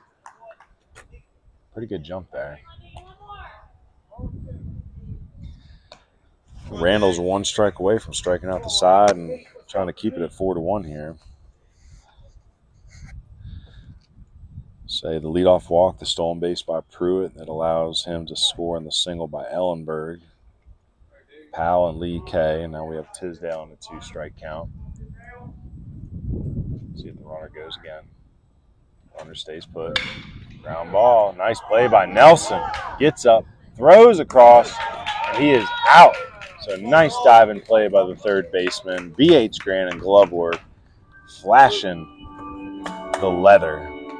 So no play too tough for Colt Nelson, just like no project too tough for B.H. Granting. Now, let's see if that defensive highlight can get a little fire behind Post 70 here. He's been playing a little sluggish, but they need to grab the bats, just like you need to grab onto some Camwood bats. Oh, wait. Well, we can talk about Camwood another time. Hunter is pointing to something else. He wants to talk about the prospect filming coming up at Coach Deaton's Caldwell Community College and Technical Institute, is I think CCTI. It's a lot of letters. But we're going to be at Caldwell on August 16th, maybe here. Like I said, Coach Deaton's getting some things done to improve the Caldwell facilities, so there's a chance we might move it up here to Forest City. Coach Deaton is a Rutherford hometown boy himself. Finally got all the 26 films done. So June 4th, here we are 2 weeks later. Between the position and the pitching films, we pumped out 35 in the 26 class, now moving on to the few 28s and 27s. We do good work. The films turned out great. All the kids seem to really be impressed with the work we've done, and now it's time to start sending out to all those college coaches. So if you're a 26 grad and you feel lost in the process, or a 27 grad who's just starting the process, please give us a holler. Talk to your high school coaches too. We typically go through the high school coaches to see who's ready. So we'll talk to y'all about this probably once a broadcast, and I'll probably start making some calls on the prospect film in a few weeks. We've had about 5 or 6 just sign up on their own, been vetted. We're excited to have them, but we're looking to bring in about 25 again. We had 28 total at the Mars Hill filming. It was 2 POs, 26 position guys. I typically limit it to 25. Was able to sneak a couple in there with the POs. And of that 26, that extra 26 was another catcher, which I'll always take another catcher. It makes those filmings go so much smoother. Hardest working men in baseball usually are catchers. So it's going to be Hayes Hillier here. See if we can start a rally for Post 70. And they were able to chip one off in the third, but gave it right back up. So 4-1 is where we stand. Hillier with a single in the second inning. I was going to say these Asheville Cardinal uniforms, not terribly different looking than the Asheville High School, Asheville Cougars I thought that uniforms. this year. We'll say Hayes must feel pretty at home in these unis. Or comfortable, I should say. So Hillier on base twice today, once via the single, once via the walk. And another mound visit. So Jackson Medical, just like you got to go check on the health of your pitcher, you got to check on the health of yourself. If you haven't been to the doctors in a while, or you're trying to find a new healthcare option, check out Jackson Medical Associates up in Silva, North Carolina. Silva. Speaking of Silva, Cal Raleigh's still murdering baseballs. So I saw he hit one the other night. I didn't know if Judge caught up to him at all. Checking the favorite. Still one ahead. Let's go. Yes. And then Zebby Matthews still up in the big league club. Yeah. Say Zebby's a good example of the JUCO route working. He went to Walters State out of high school before transferring to Western. currently on the IL. Oh, no. What pitcher isn't on the IL nowadays? So Eli Shin up here, nobody out, and Hayes Hillier on first base. Saw the Fangraphs for that. Man, this might be one of those times where you try to bring out a little bit of small ball. Maybe Ellenberg's thinking the same thing there at third. He's up on the grass. Richie holding transaction. Hillier close at first. Ball out. Good take by Shin. Say Shin looking for a base knock here. He's had a couple singles here and there, but still trying to get it going a little bit. Takes one on the outside corner there for a strike. Nice job by Chase Powell. Chase Powell seems to find himself in trouble every inning, but seems to get out of it. So last inning, Micah Simpson knocked in Evan Connor. There's a drive by Shin. That ball is going to turn around, leave, but he gets his feet back under him, and he makes the catch. Hillier going to have to scuttle back to first. So Shin gave it a ride out there, but nice track by Lee. It's a pretty big stadium when you think about it. 314 down the left field line. But when you look at right field, 337. Straightaway center is 390. Do you see a gap out there? I don't see a gap with a... It's pretty big. I was going to say, if I had to guess, that gap's probably 370, 375 out there. This is more of a right-handed hitter's park, and even then you're going to have to hook it because this shoots out pretty quick to left center field.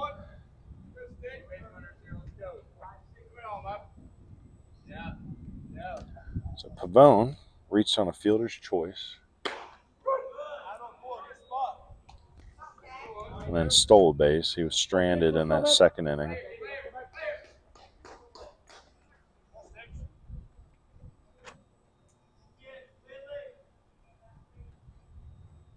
Takes the ball up.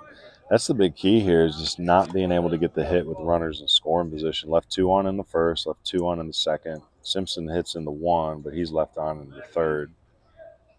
So need hits with runners in scoring position. Good take by Pavone there, 2-2 count.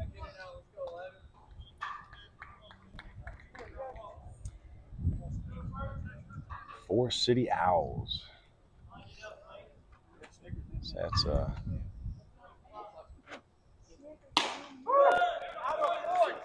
that is strike 3 on the corner there, painted the corner. So that's strike 3 brought to you by Burlette Painting.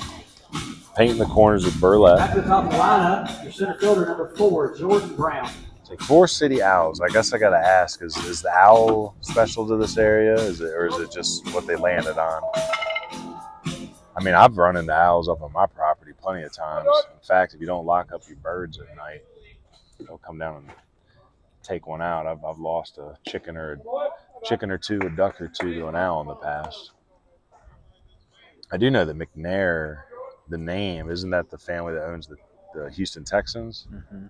So I know they do a lot for Rutherford County of the McNair Foundation. They help pay for a lot of these kids' college educations. Ooh, close take there. So they call it a ball. So Jordan Brown, 2-0 count. Hayes Hillier over there first.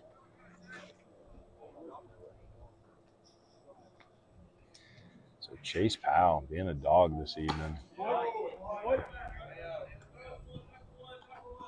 The big thing I noticed with Powell is, like, even though he's giving up some of the base runners, giving up some of the hits, he's staying low in the zone for the most part. Challenging them to hit it, but basically just fastballs bottom of the zone. Ball 4. So this is just where those Cardinals got to get in their legs a little bit, start looking for that low fastball, try to stay connected, find a barrel. Man, Jackson Medical Associates all over this broadcast too. So another mound visit. Coach Sneathen coming out. Let's see if there's a pitch count on Powell. Yep, looks like he's going to take the ball from him. So it's going to be a pitch and change. But again, that pitch and mound visit is brought to you by Jackson Medical Associates out of Silva. So let's see who's taking the ball here. I believe it was the center fielder, Elliot Tisdale, running in. Well, when McNair took the Spartanburg Stingers from Spartanburg up here and relocated them, and named it after the Rutherford County Owls, a charter member of the independent level Carolina League in 1936, which later won the Western Carolina League Championship. So Dang. not affiliated with the original Rutherford County Owls, but they adopted that name to honor the history and the team's legacy I like in our city. So trying to read up on that. That took a deep dive.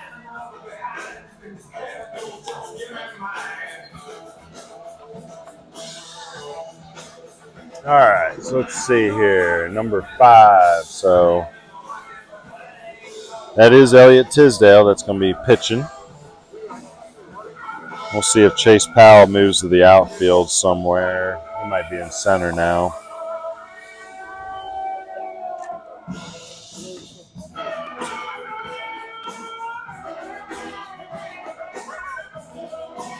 So I believe Chase Powell's heading out to center field. Elliot Tisdale coming in to pitch. Just changing my scoreboard around a little bit. Well, Chase Powell has had the Cardinals' number today, so we'll see if the pitching change allows Post 70 to just take a different angle at it. You know, maybe they can adjust to this pitcher a little bit better. Pitch for 423. We're going to find out quickly with Colt Nelson coming to the plate. Say Colt flew out the center, hit it pretty well there his last time up. Also reached on a fielder's choice. He's got 2 runners. 2 runners out there for him with 2 outs.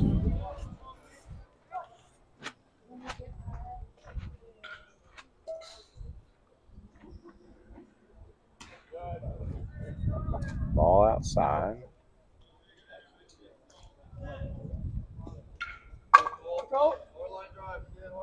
So 2 outs here. We'll see what sort of secondaries we're getting here from Hillier and Brown. Richie not holding first base there. There's a ball low. Decent spot, but right call.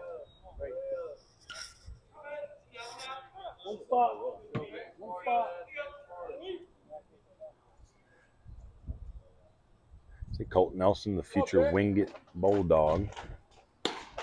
Takes the strike there. It's a good spot.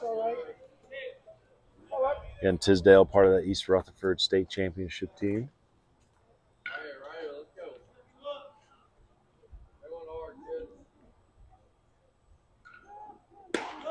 Takes another strike. That one looked right there, so 2-2 count now.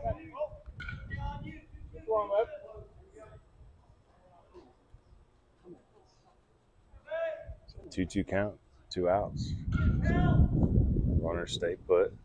Nice block up there by Jacob White. It's going to run the count full. Runners will be off on the pitch. So 3-2 count. Runners in motion. We'll see if this is an action play here for the Cardinals. Nelson can find a gap while these runners are taking off. Brown's got plenty of speed to score. Swing, drive, and center field. Shoulder makes a nice catch out there. Nice track out there by Whitley and left. That's some BH Grandin glove work. That was not an easy play. Sent it on a ride. Whitley, the RS Central 26 grad, had a nice read on it. Catches it right over the shoulder, and that is the 3rd out. So still having trouble finding that big hit with runners in scoring position. They're going to leave 2 more on there. That's 7 left on base through 4 innings. Well, you know what time it is in the middle of the 4th inning here. I think it's actually our Chad McMahon insurance. Yes. It's just a little backwards again because we're usually speaking in the second half of the 4th inning, thinking Post 70 is our home team. But at the middle of the 4th, that's where we start looking at those insurance runs. So any run that is scored by the go-ahead team, in this case 423, after this inning will be referred to as a Chad McMahon State Farm Insurance Run. And Chad McMahon State Farm, he's always there to help life go right. Right now, things are going right for Post 423. Coming in to pitch for Asheville. Designated hitter, now your pitcher, number 11, Jackson Pavone. So pitcher change here. It's going to be Jackson Pavone. He was the DH for Randall, so he's just going to enter the game. They'll drop the DH. Final line for Randall, 3 innings pitched. It's 4 runs in. However, only one of those runs is earned. Strikes out 4. Walks 1. Allows 3 hits. So 3 innings pitched, 4 runs, 1 earned, 3 hits total, 4 strikeouts, 1 walk. So not a bad outing, just defense in that second inning, especially on those bunt plays, kind of broke down. So it's going to be Jackson Pavone here coming in the 4th inning, trying to keep it a 3-run game. Your shortstop, number 7, Jackson Swenson. Well, Jackson Swenson had the big, not swing of the game, but the big bunt of the game. His push bunt down the right side led to the chaos that allowed 2 runs to score, and then he came in on the Landon Whitley squeeze after making it all the way to 3rd on that throwing error in the second inning. So leading off here in the 4th, trying to be the table setter this time. Fly, it's going to be back behind us, so a quick 2-strike count. Landon Whitley on deck, coming fresh off of that nice defensive play there in left field. A lot of times you'll see that, like a great defensive play, and then they'll come in and be the offensive table setter in the next inning. That's just the beauty of baseball. You don't see that in a lot of other sports. Since most of the time you're not playing offense or defense, or both, excuse me.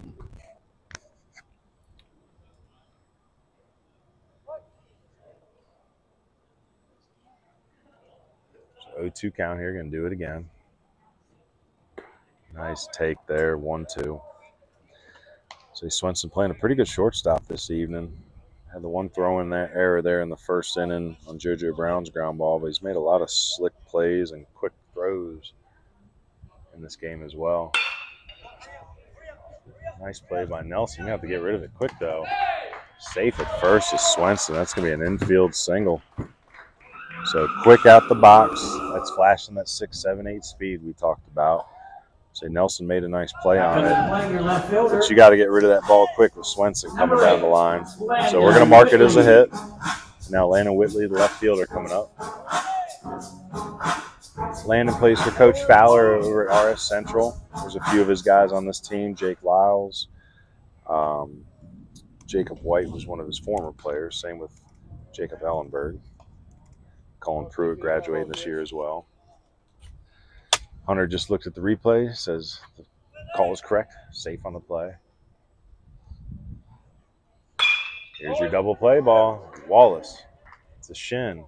It's a Nesbitt. Oh, Nesbitt cannot make the pick. It was right there for him, so not a bad throw. But we'll call it a fielder's choice for Whitley.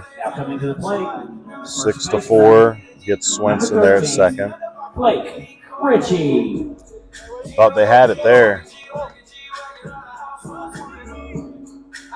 Say the Cardinals just got to pick it up a notch.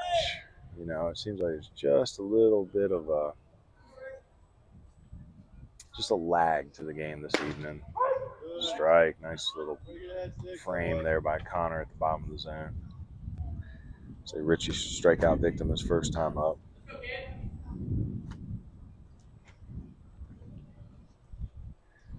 Swings at the curveball there. Pavone has pretty good control of the curveball, slider, changeup. Wondering if you don't go to the changeup here after that.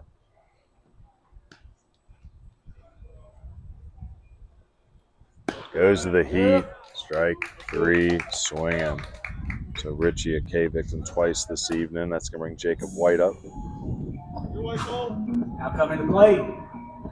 Ooh, Razorbacks up 1 on LSU in the 4th. Helfrich bomb in the top. Let's go. Need a game for tomorrow to watch. So let's go Razorbacks. Woo pig. Also want them to just win tonight and tomorrow, so we can be happy either way. Coach Carolina. I don't even know how to spell Chanticleer. I started spelling it, and I was like, I don't have a clue. I was like CHANTI. Not be mad about CLARES, Yeah. Chanticleers. How do they spell it? You said an A in there? There's no A. It's just No E. A's? It's EE. E's everywhere. A lot of E's. Chanticleers. Nah, I'd be happy with the Chanticleers, or be happy with Coach Dave Van Horn getting his first national championship after watching them in 2018 choke it away to the Beavs. Runner goes. No throw. So Whitley will steal second without a throw. And that's stolen base. Brought to you by Carolina Pack and Go. Sometimes you got to move. Sometimes you got to move quickly. Just got to pick it up and go, just like Landon Whitley did right there. So Carolina Pack and Go for all your moving needs. They'll move you anywhere too, right? They'll move you to California. Yep. I don't know if they'll move you to Hawaii or Alaska, but Yeah. definitely the contiguous 48. If you paid enough, they could probably get to Alaska, but I don't know how you're getting to Hawaii without driving your moving van onto a ship or a plane. You're definitely, it's freight. You're probably not bringing much with you, and you're buying stuff there, but I don't know how much that would cost. Ooh, thought he had the spot, but it's ball 4. So it's going to be first and second here. Top of the lineup coming up from Colin Pruitt. Now coming to play. Second baseman, number 3, Colin Pruitt.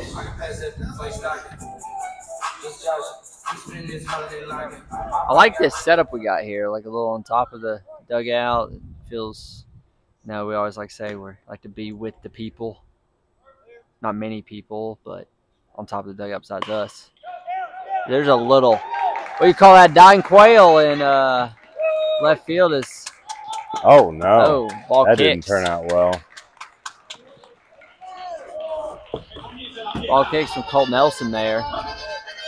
The So runners it's an advance R- to second and third. RBI single scores Whitley from second. The throw, Hillier came up with the throw there and kind of spiked it. I think it hit Nelson's foot there and bounced away. So it's going to be an E7 that allows the runners to both move up there an extra base. So again, third error on the evening for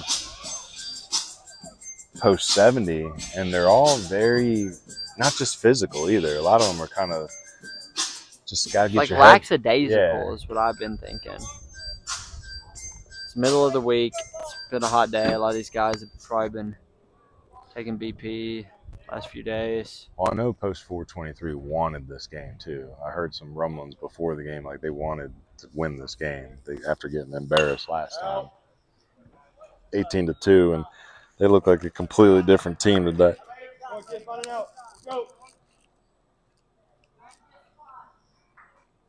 So second and third right now, 5-1.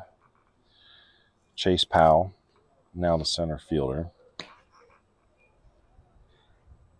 Here's something you can ponder real quick. How many 2-out RBIs we got tonight?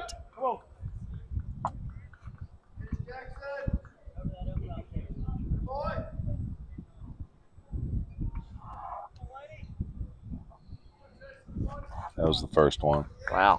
At least for well, that's Micah Simpson's was a 2-out RBI too, so That one just- 2-out RBI for both teams. that 3-run second felt like. Well, it was an E5, a single, and then the bunt, and then the squeeze. So the squeeze was actually the first out in that inning. Okay. Yeah, that makes sense now. It just feels like trying to find that third one.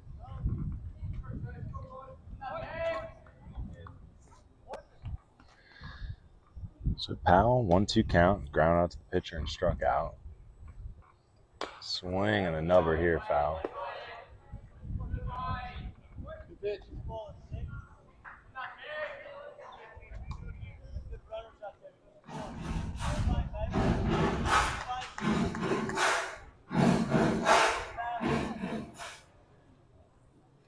1-2 pitch again.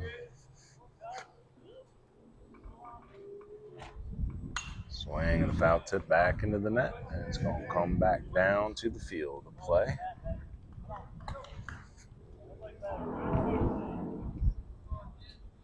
Come on, JP. Come on,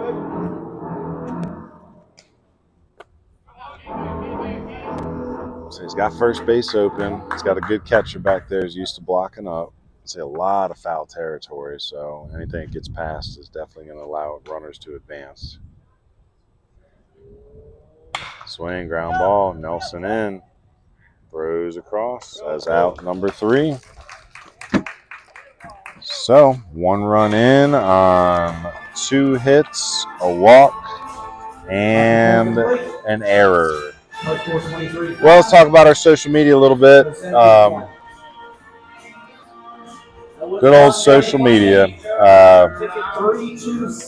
We want you to stay connected, but I also hope you're not on your phone all the time. Stay connected to Baseball University across all our platforms. Like and subscribe to the YouTube channel. If you're listening right now, just press that subscribe button, youtube.com/@BBUniversityWNC.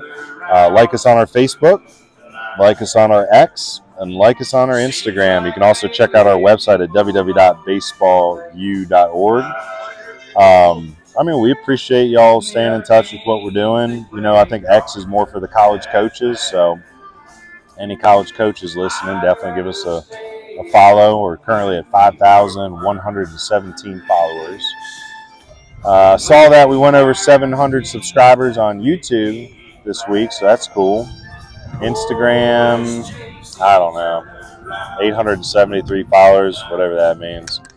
And then Facebook, I think that's where we're getting a lot of our news out about the American Legion streaming series. Our Facebook following right now currently at 974. So if you're not following us there, go give us a follow. Help us get to 1,000.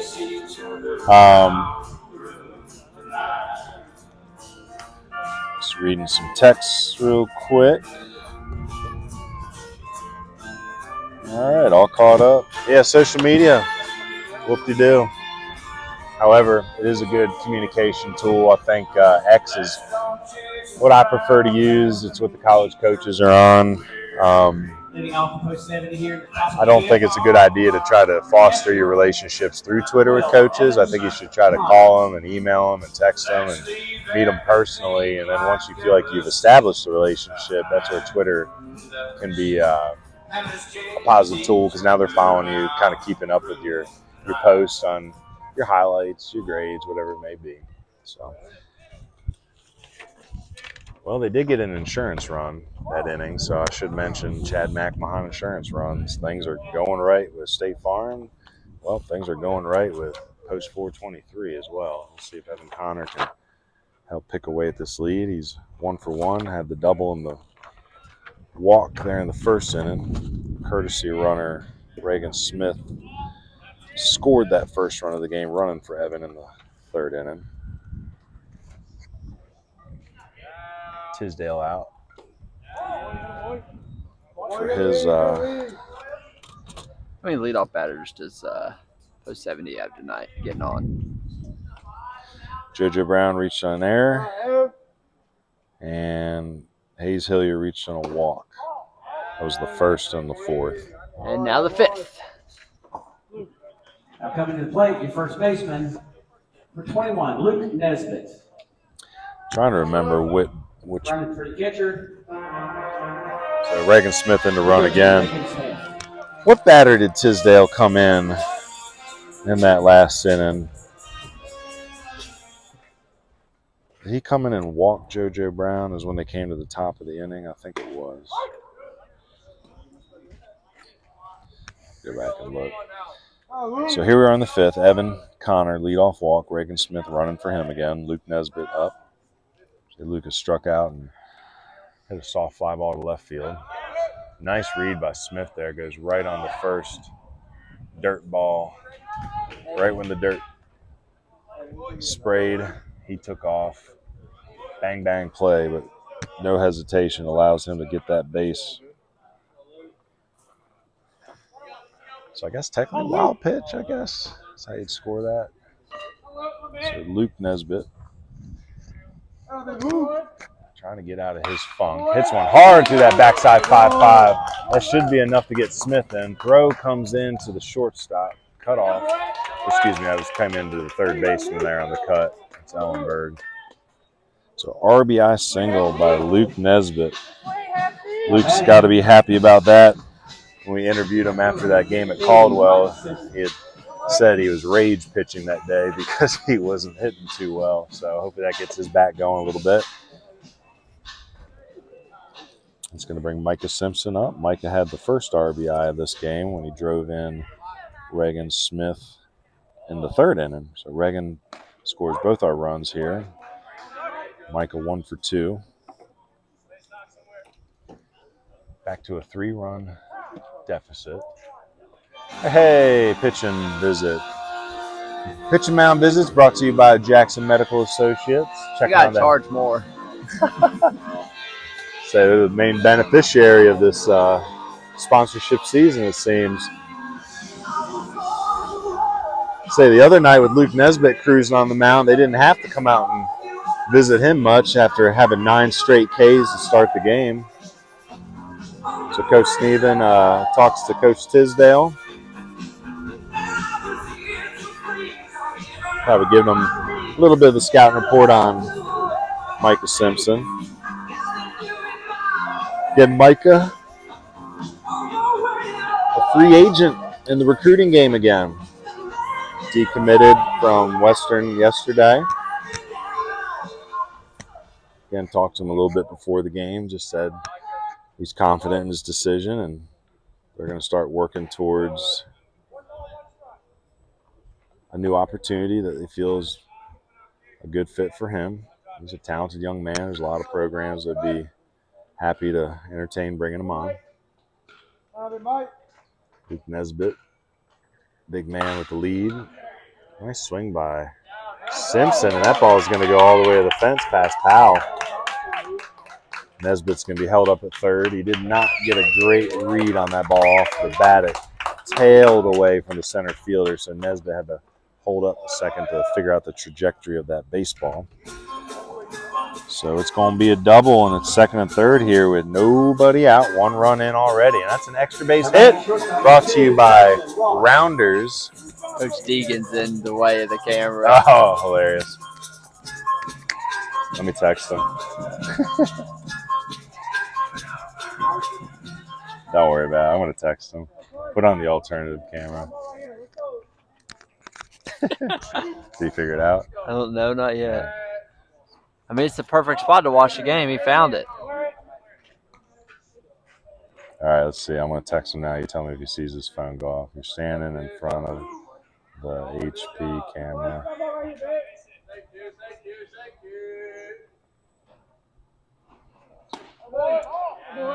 So if you ever wondered what Coach Deaton, the back of his head looked like, that's it right there. It's a fine hat. There he goes. He's out of the way a little bit. He's talking to was it Milner? Milner's dad? Milner's probably telling him. Love it. Anyway, Carson Wallace up for a third time. 0 for 2. Rips one, but foul. It's going to get out of play down there in the left field hitting cage area. He's like your walkie-talkies. Get out of the way. That's why we have 4 cameras, folks. We can bring you the action whenever a college coach decides to stand in front of our cameras. So I'd rather have college coaches here watching Legion baseball than not here at all. Carson Wallace rips one to left field. That ball is caught by Landon Whitley on the dive. Luke Nesbitt tags up to score. So it's going to be a sac fly RBI for Carson Wallace. Nice play by Landon Whitley out there. And you know what that means. That's some BH Grannon glove work. So that highlight reel play is brought to you by BH Grannon Landscaping. Oh, no. Whoa. So Hunter is going to go back and look at the replay here. The call is that they said Luke Nesbitt left third base too early. So now the umpires are convene and try to figure this out because that just turned into a double play. So I had Luke Nesbitt scoring on a sac fly RBI. That would have still only been 2 outs if that's the case. So they're still on the field here. So they are calling Nesbitt out. So let me go ahead and erase that. So that's just going to be a fly out to left field. Simpson stays at second. Nesbitt, we're going to say. So what do we? All right. Coach, is he safe at home? All right, never mind. It is a sac fly RBI. So let me write that again. So sac fly RBI for Carson Wallace. Oh, yeah, he didn't leave early at all. Not crossing out. So anyway, sorry about that, folks. We are 5-3, 1 out. Hayes Hillier at the plate with Micah Simpson at second base. I want to say we watched the replay. Luke Nesbitt was standing on the base for a good second or two before coming home. Great play by Landon Whitley out there. Again, DH granted glove work. Is that curveball behind him?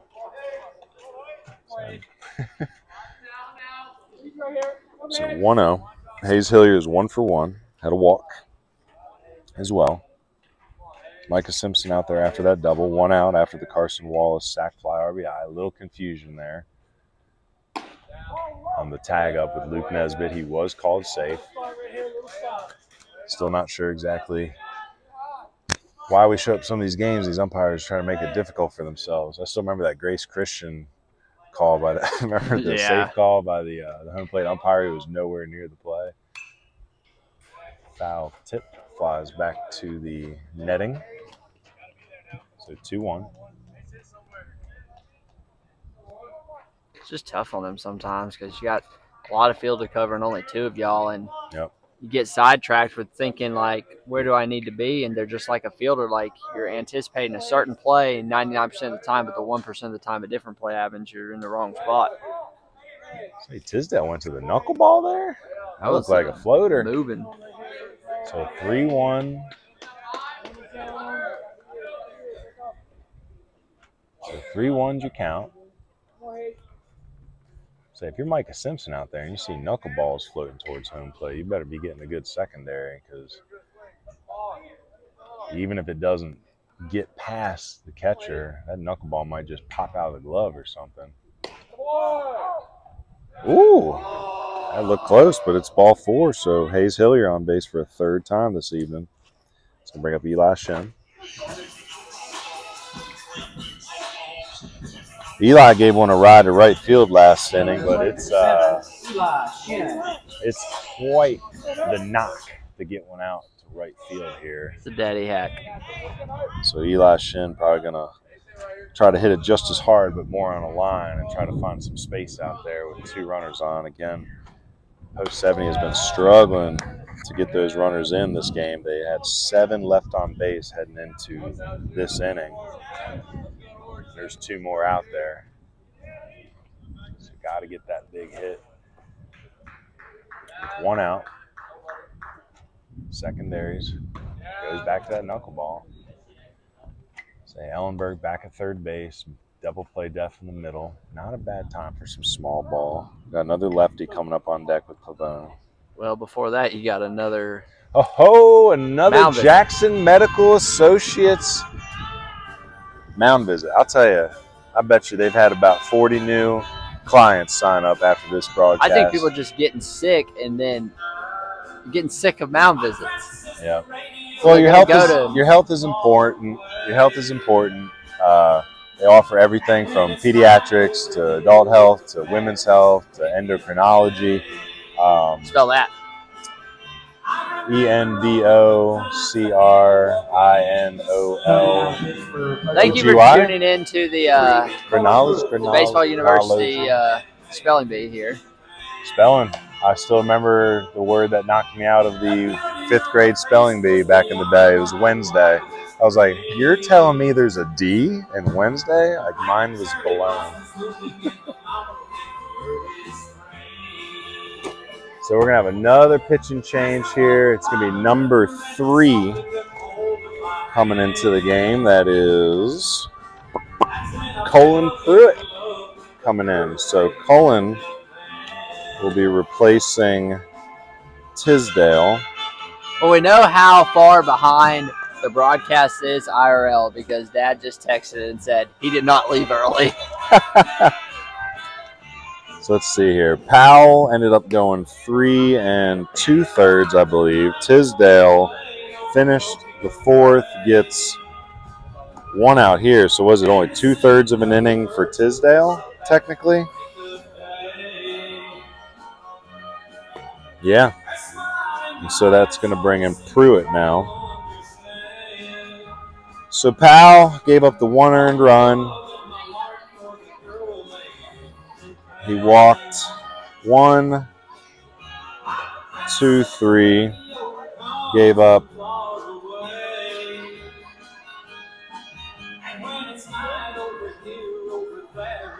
gave up the 3 hits. So, yeah, Powell did well. So 3 walks, 3 hits. Struck out 1, 2, 3.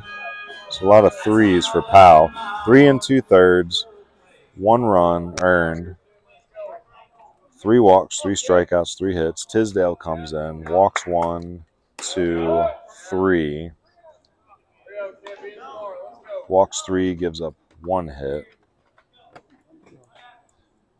And is responsible for 2 runs.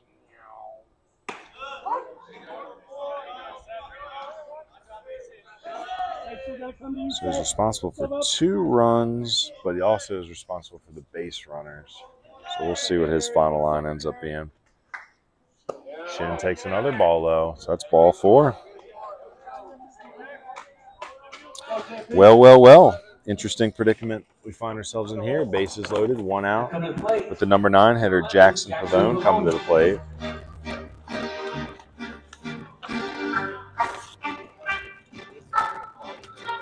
So Pruitt comes in, walks the first batter. So if you're Pavone, you have take time until you get a strike? Yes. So my guess he's probably got take until a strike. To make Pruitt get into the zone. And I did not see Pruitt throw at all for RF Central in the last 2 years. So I'm not sure exactly what his experience is on the mound.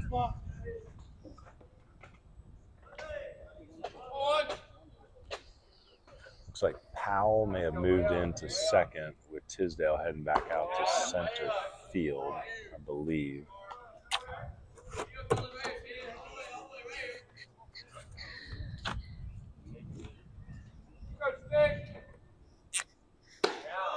There's a strike. So now we'll see if Pavone's got green light yet.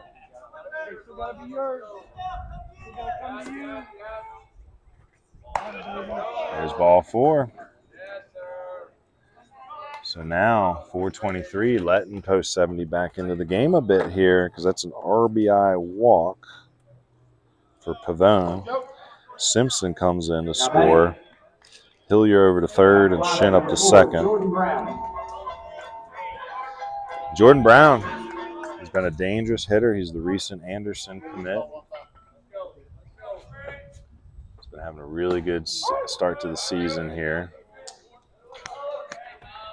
It looks like Pruitt may have found the zone here, so we'll see if these bats start swinging. Swinging a drive. Let's see. It looks like we're going to be tagging. Hillier tags. Throw's going to come to third base. So sack fly. RBI by Jordan Brown. So it's Hillier. Good job by Hillier getting back to tag there. Nobody else moves up, though. So nice job by Tisdale to get that throw in quickly to keep Shin at second. So Colt Nelson up here, batted around now. His 9th hitter in this inning, 2 outs. Colt 0 for 3. Been on base once via the fielder's choice. Big swing there. So 4 runs in. We got a whole new ball game here in the bottom of the 5th inning.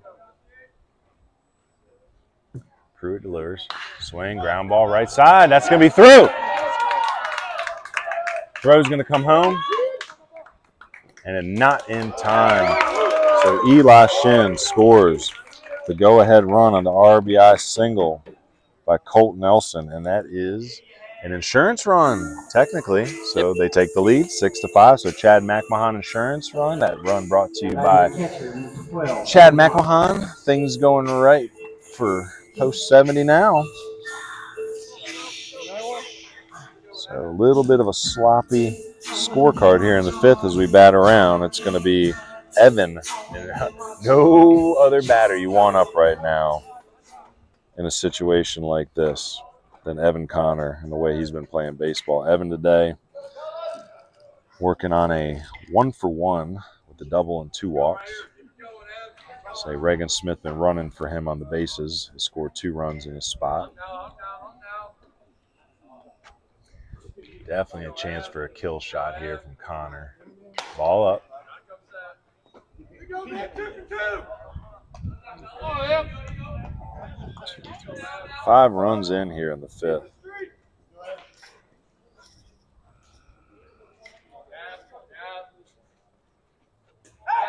Pick-off attempt here. With the 1st and 3rd here, we'll see if Colt Nelson's going to be in motion.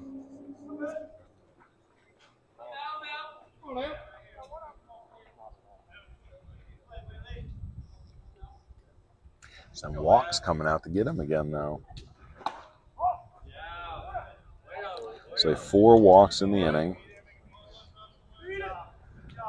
3 hits. 3 hits, 4 walks. And 2 sac flies. So even both outs have produced runs in this inning. Good way to manufacture scoring.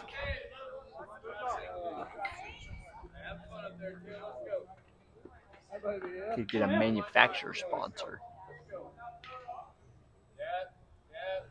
Connor locked in, swing and a drive. That's off the glove of Ellenberg. That'll be into left field for a base hit and an RBI. So that kid's average. He was batting .857 coming into the game, and he's 2 for 2.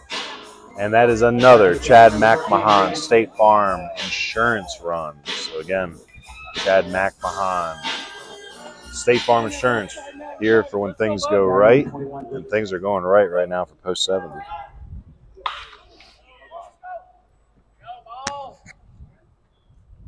Ooh, I went about 314, but only landed about 10 feet from the face of the fence and bounced into the woods.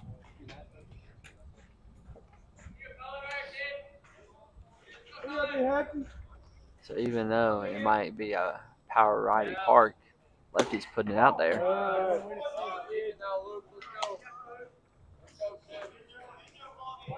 So 11th batter to come to the plate here in the inning.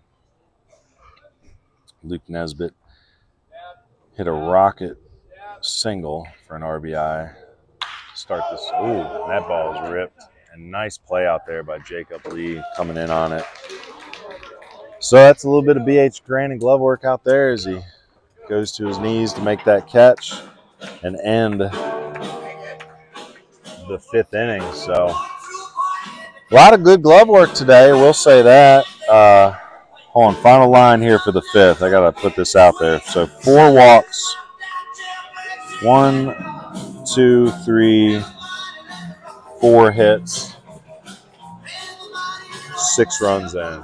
Well, it's that time of the game. Yeah. You want to introduce this? Owen Joseph and Baseball University want to celebrate a local veteran every broadcast we do this season. So please reach out to Brian at baseballu.org or call us at 828-458-1794 if you want to nominate a local veteran living or past from our Owen Joseph Hero of the Game. Please do this, guys, because today I got to, I don't know, you nominate him, I nominated him. Who knows who actually did the nomination, but tonight's hero is my father, John Street, Coach Street. He was in the Army. He's an E4 specialist, 62 Juliet combat engineer, operated 7+ pieces of equipment here in the Army out of high school, doing basic at Fort Leonard Wood, Missouri, and was stationed at Fort Riley, Kansas, as well as the in a Weetach Atoll in the Marshall Islands, in the South Pacific, from October 78 to March of 79, where he cleaned up radioactive waste from the nuclear test sites out there on the atoll. If you Google the Eniwetok Atoll Veterans Group, they're trying to receive federal funding for their health care because those veterans who did the cleanup did not receive. And you can see in this photo what they wore out there in the radioactive material, and it wasn't much of anything. So he was also in Germany at I totally forgot how to pronounce that. Gerzeski Barracks in Karlsruhe. Whew. I don't know how to pronounce any of those German things, but he did. But he was also a teacher and coach at Edneyville and North Henderson from 88 to 93, and Apple Valley taught from 93 to 2019. So excited to. So John Street's always been a staple of Henderson County baseball, and we appreciate his service. He was able to bring those stories and that experience to a lot of those kids too, and good man, John Street, good baseball man. A lot of good baseball men are veterans, so had to get John Street on a nomination though. But Hunter's right, we don't want to keep going to our relatives and our friends that we know. We want to celebrate some of the veterans that you want to celebrate in the neighborhood. So get in touch and let us know if there's a veteran that you want to shout out for the Owen Joseph Hero of the Game. Fly ball deep, nope, tall. So high up into the air in the left field. Tracked down by Hayes Hillier out there. He went to a couple of our local schools at Young Harris and Mountains of North Georgia over in Hiawassee, as well as Western Carolina. Did it his 2 years at JUCO, took a year off, got in-state tuition, and finished out at Western. Stayed in the mountains. So Jacob Lee up now, pops one foul just behind us. Say Lee is 0 for 2, reached on an E5 in the second, came around to score a run.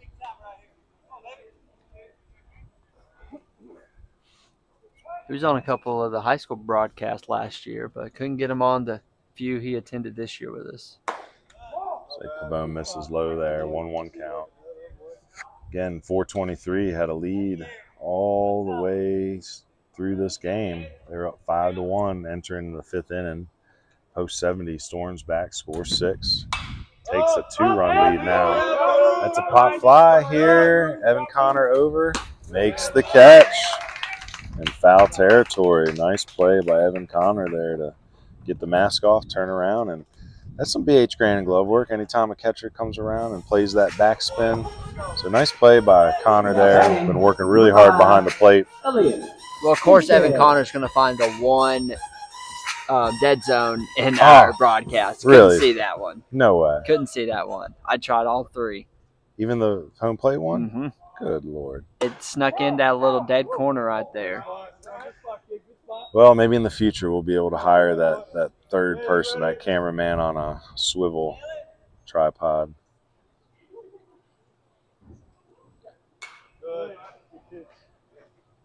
Say Pavone getting ahead early on these batters. Fifth inning's going a lot smoother than his fourth inning. Again, Pruitt had the RBI single there in the fourth that put 423 ahead, 5-1. And big fifth inning, though, for post 70. Tisdale, 1 for 2, scored a run in the second.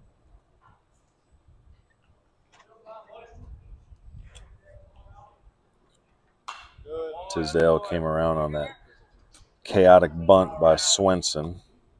Scored both Tisdale and Lee.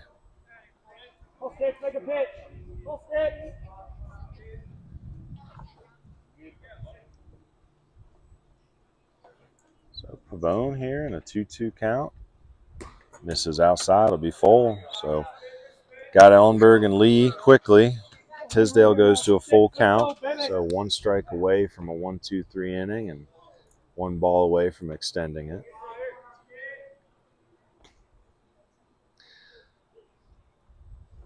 Swing and a foul tip. We'll do it again.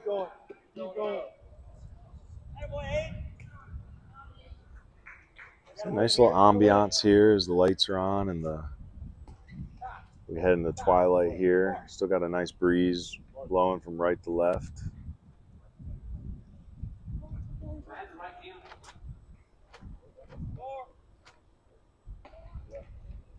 Umpires congregating here, see what they're meeting about, and maybe checking on the count. We got 3 and 2 here. Yep.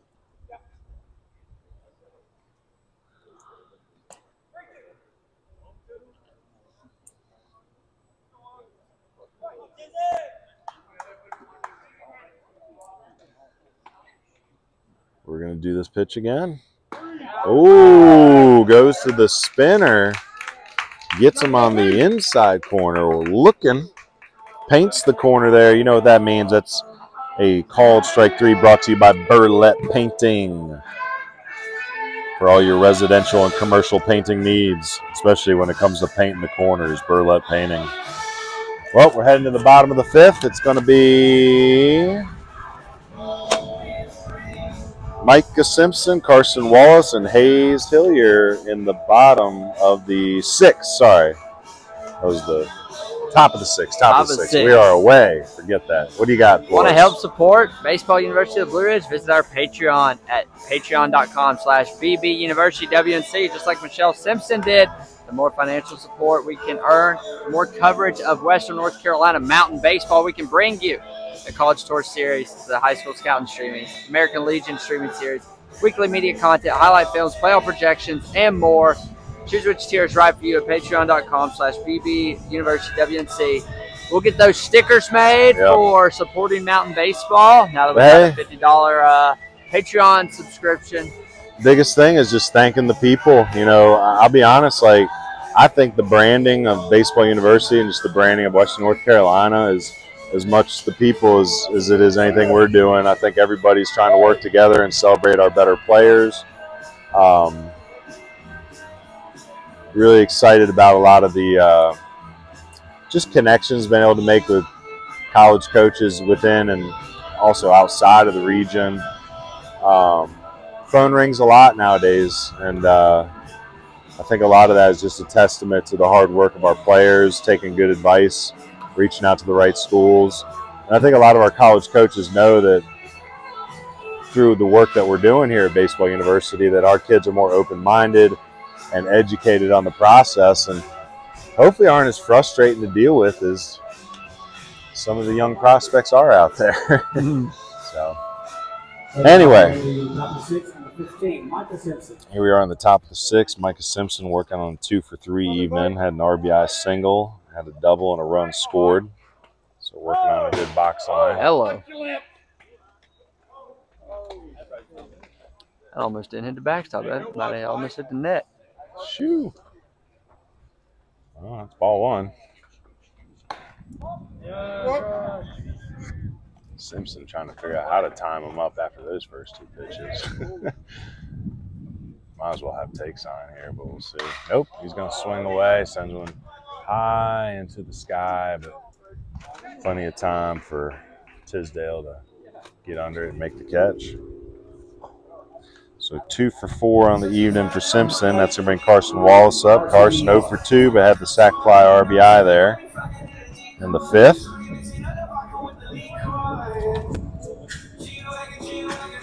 .853 is the time. Turned into a beautiful evening here. Again, knock on wood. Glad there's no rain. There's a nice swing by Wallace, but that's going to hold up for Whitley. 78 degrees is the temperature now. No rain in the forecast for the rest of the evening.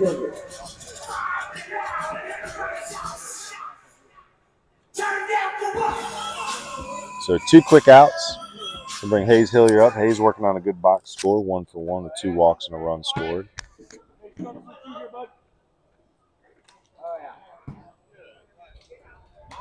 Say Pruitt been having a little trouble getting not only strike 1, but just getting that first pitch near the square a little bit. So good news from my Orioles, up 8-3 on Tampa Bay tonight. If they win, that'll be a another series that they win as they slowly march back into the wild card race. For y'all that tuned in to some of the April high school broadcasts, you probably heard my frustration with my home team Orioles, but currently 31-41, maybe 32-41 tonight. Less than 10 games under, but only 6 games back on the wild card. Plenty of time, especially after that awful beginning. But that's a good narrative too. You know, again, they play 162 games, but even in a high school season, we've seen some teams turn around their season. Look at North Lincoln and how they started this year, and now they're state champions. Hard ground ball by Eli Shin, shoots past the first baseman. Hillier all the way into third base, so hard single by Shin.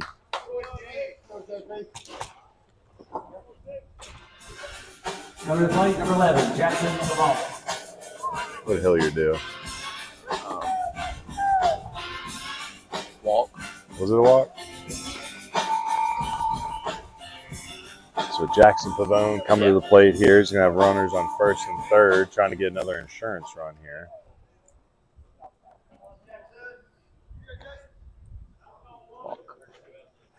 So Hayes Hillier with 3 walks today? Is that what we're saying? Holy moly. So first and third situation here. Got a lefty up in the box. Maybe see about putting Shin in motion here.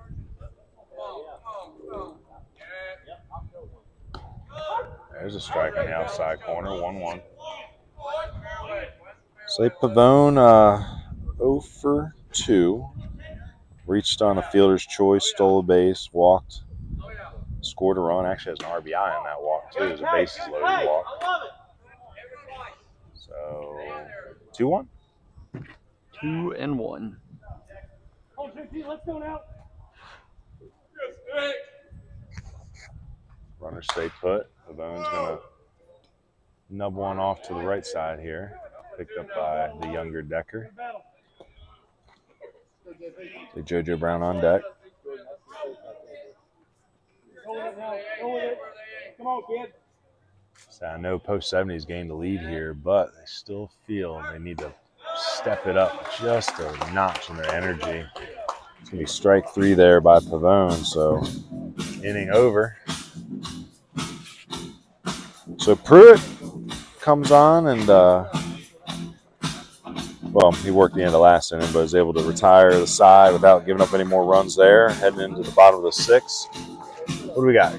Camwood Bats. Yeah, let's talk about our bat sponsor again. Camwood, located up in Haywood County, but serving baseball and softball players all across the nation. The game bats, the trainers made famous by Tony Gwynn, the tees, the tutorials, the merchandise, and more available for purchase at camwoodbats.com. And remember, part of that partnership with Camwood, if you use that coupon BBUWNC, you'll receive a 10% discount on any purchases through the website. It's summertime baseball. Fall ball's creeping up in a couple months. That's where the wood bats break out a little bit. So I encourage any college coaches, summer league coaches, high school teams, not only giving the coupon code to the individual players, but think about team deals and saving 10% on the team deals. Well, new pitcher here. It's going to be Brady Ray. Really excited to watch Brady pitch. Came back and pitched one time at the end of the senior season there. He had a hip surgery, but his arm has been up into the low 90s in the past. Heading off to play with Coach Barker, Coach Griggs at Cleveland next year. Again, Coach Griggs Barker here tonight watching. But it's really exciting to see a kid come all the way back and still be strong. And again, the good thing was the surgery wasn't on the arm. It was on the labrum of the hip. But Brady is a guy that worked really hard with Anthony Payne down at Nova Pitching. Was a high 7s guy, now a low 9s guy. Going to be a great JUCO bandit. And he's going to have the 6, 7, 8 hitters here to deal with in the bottom of the 6th. It's Jackson Swenson, Landon Whitley, and Blake Ritchie. So 2 innings for Pavone.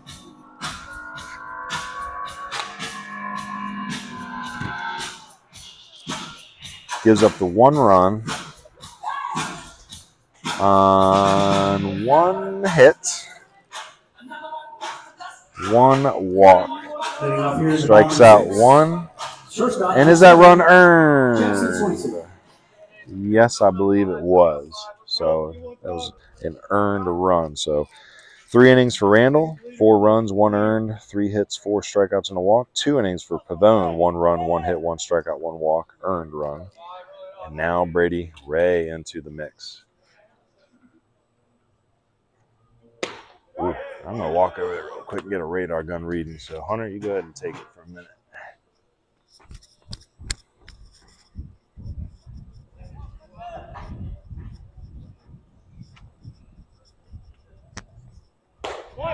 Yeah, he did.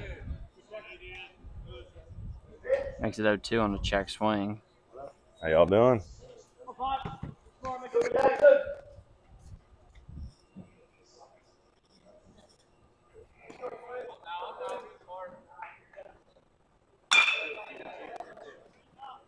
Plays the big hop.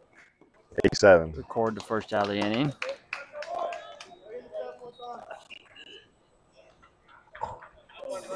Coming to play your left fielder, number 8, Landon Whitney.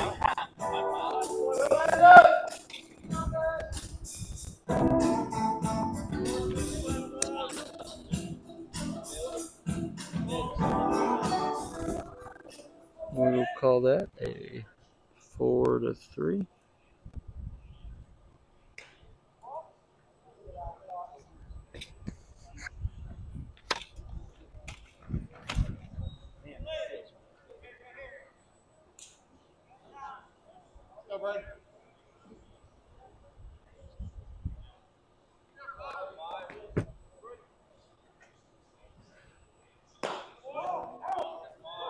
Ball out, says Blue. 8-6. Brady throws it into a 2-0 count.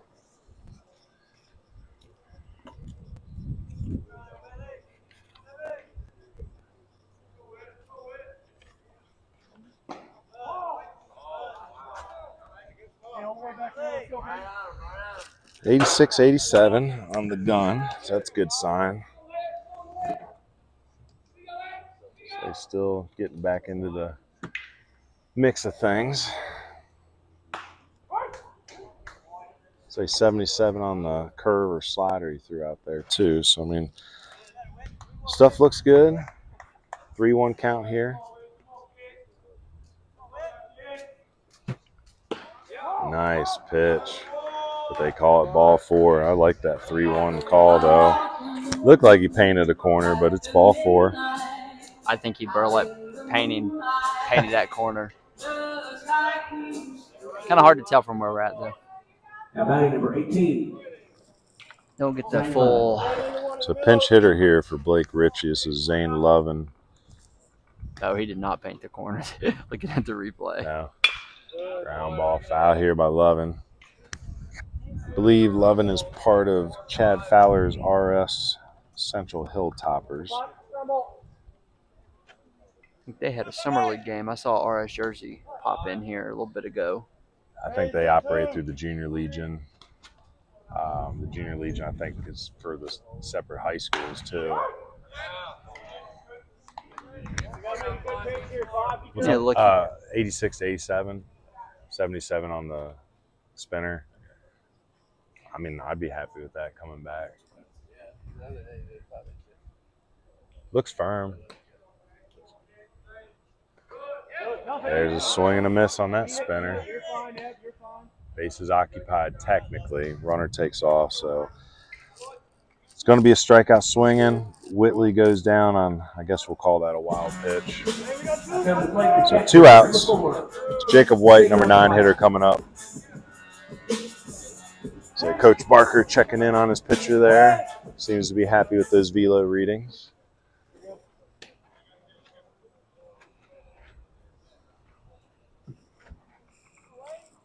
So White tonight is 0 for 1, had the walk. I'll tell you, that spinner must be working because he's getting swings on 59-footers here.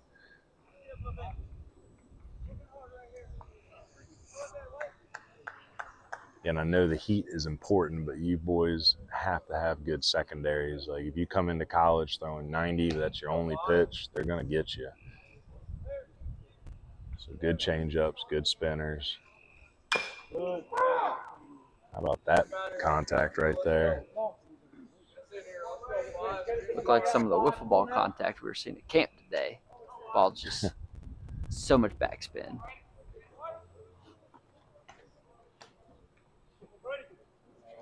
I think it's the first North Henderson baseball camp I haven't worked since 2018.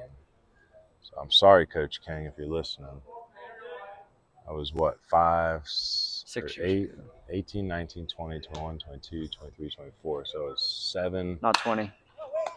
Oh, you're right. Foul ball there. Thought it might have snuck in, but about 3 feet foul. Nice run effort over there by Simpson. Yes, you're right. There was no camps in 2020. So 6 camps in 7 years.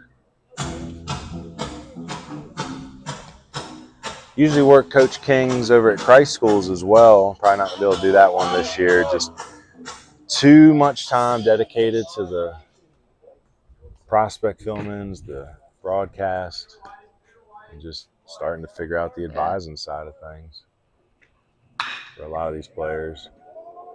Carson Wallace, we got to get rid of it, and he does.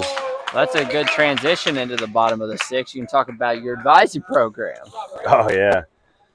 I need to circle back with a few players I know that have reached out about it, but in the 26 class, I can only handle about 30 players for the advising. I think currently we have 22 signed up. So we do have some room. These are the players I work through the whole process with, try to make sure the family is completely educated on the process. And then, I think the main beneficiary of it is just getting answers quickly. I can call a lot of these coaches, kind of get an idea of their plans, what they're recruiting. I'm not going to do it for you, but I'll take you to water, and then if you drink, you're going to get your results. We've been placing players very frequently for the last few years now. Very confident with the circle of coaches and the connections that we have. So if you feel completely lost in the process, especially if you're a player I've worked with a little bit through the filming and done some initial advising, reach out and talk about those open spots in the 26 group. 27 group's pretty much wide open. I think we have about 8 or 9 players signed up in the 27 group. Not stressing about them. They have forever and a day, it feels. But I am starting to get those guys started on the process and early contacts. But again, coaches are very year to year right now. And then only got 1 player signed up in the 28 group. I haven't even really been seeking out the 28s, but those are guys for me that, you got to be physical and you got to have good grades and you got to be showing the commitment, before you guys jump in and make an investment like that. So, well, we appreciate y'all, letting us brag on our programs a little bit on the broadcast, some selfish advertisements, I guess, but we do want to let everybody know we're doing a good job. So ask about the prospect filmings, ask about the recruiting advising. And then at some point, I don't know if it's going to be this year, it might be, but I think we're going to start trying to work towards a once-a-year showcase that's essentially a Western North Carolina state games, come up with rosters that represent more of the geographical areas of West North Carolina, everything west of Charlotte. The isothermal. Yep, exactly. Yeah, like you would have a Rutherford County team, maybe even throw Polkin with those guys, have a Cleveland team, a Gaston team, Watauga, have them combine with some of the other mountain schools up there, and like Wilkes, Avery, Mountain Heritage, Yancey, Mitchell.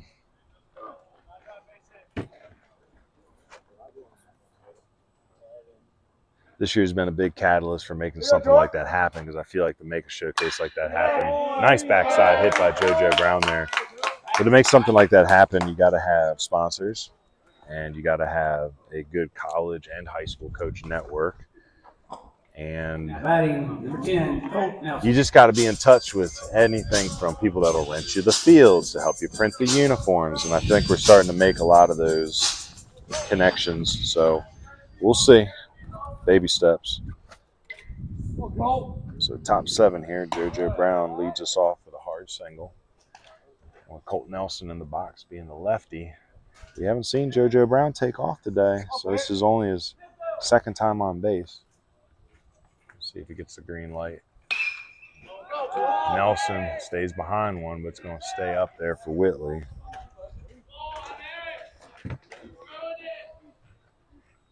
I tell you, it's just this ain't the stadium to elevate the ball. Not with that wind blowing in now. So you want to stay through the ball. I think this is the day for hard grounders and hard liners. And I watch Evan Connor prove me wrong here and send him like 400 into the Owl's nest or something.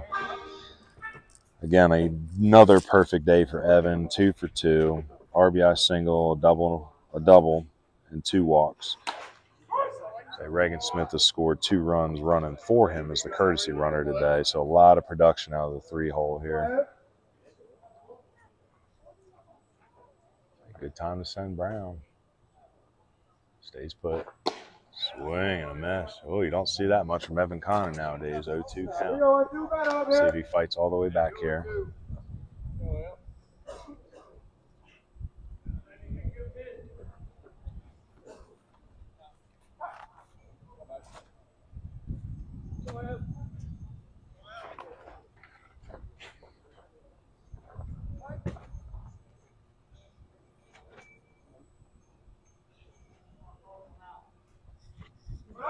There goes. Foul ball.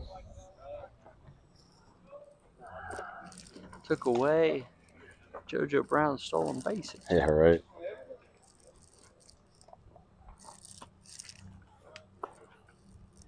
Brought my glove out here thinking we might have a shot at a foul ball since we're so close. Nothing anywhere in the vicinity today.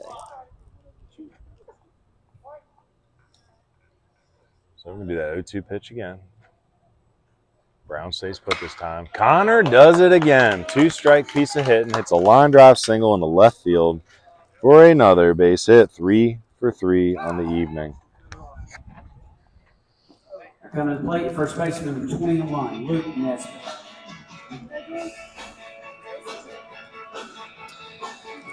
Well, starting to think ahead a little bit on the player of the game.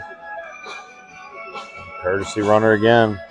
So we got some interesting box scores here. Again, Evan 3 for 3 with an RBI and 2 walks. Trying to see. It's just been a little bit here, a little bit there. So we'll see who ends up being our player of the game again.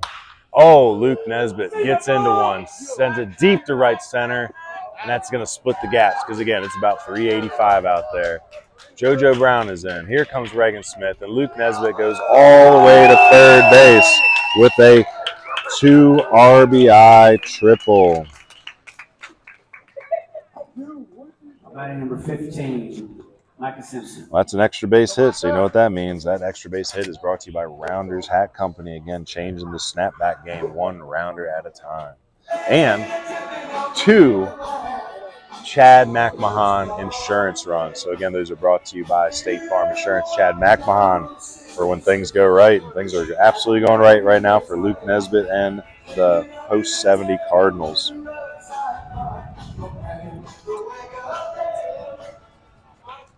Oh, Lordy.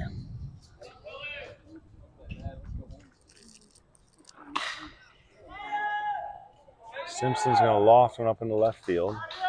Nesbitt's going to tag. Throw comes home, and he is out at the plate. So, FO7, and then a 7-2. It's Nesbitt at the plate. So we're going to head into the bottom of the 7th now. I ain't ready for that yet. We'll do that at the end. We'll see. We got one more inning here.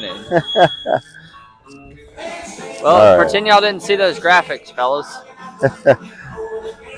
I'm saying I think it's actually lining up to be Brady Ray as our gritty pitcher of the game. We'll see.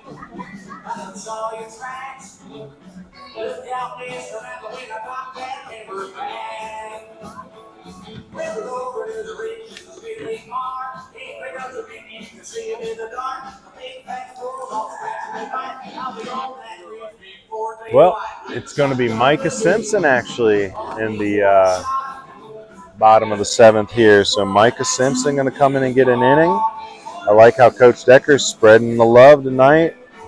He's going to have the top of the 423 lineup and Pruitt, Powell, and Ellenberg to face. So final line for Ray is 1 inning pitch, 1 walk, 1 K.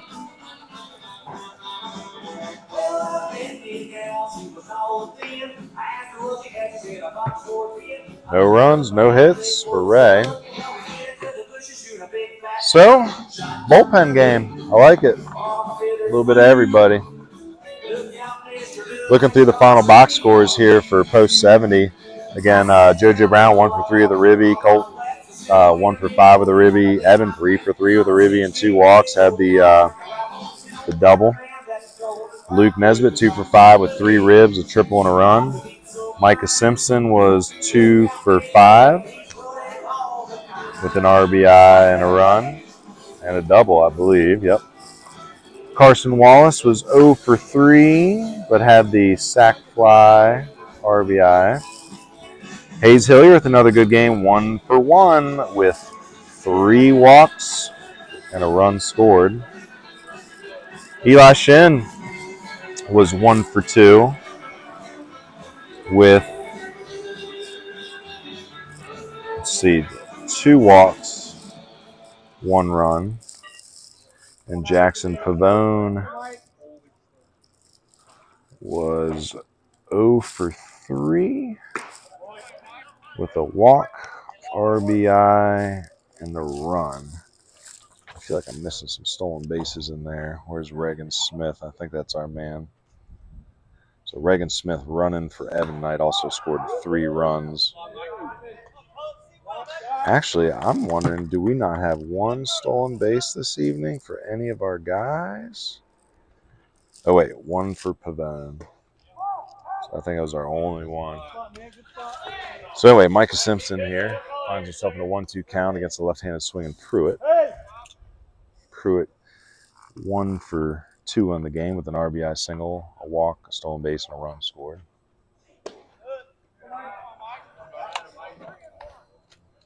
So I think next batter, I'm going to walk out there and get some delos on Micah Simpson. I know there's some college coaches probably wondering. I will say Micah to me is one of those guys that might be low to mid 8s, but I don't care. I'm telling you, the kid knows how to pitch. So walks 1 here. So leadoff walk for Pruitt here in a 9-5 game. So Chase Powell. So I'm going to walk out and get a few Simpson and leave it with Hunter for a minute.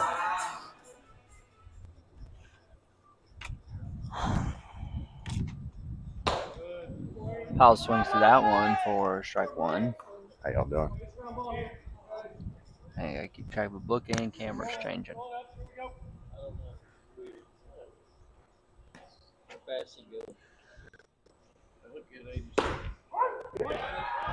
Comes back with the heat, strike 2. I like to see what's on Ryan's radar right about now.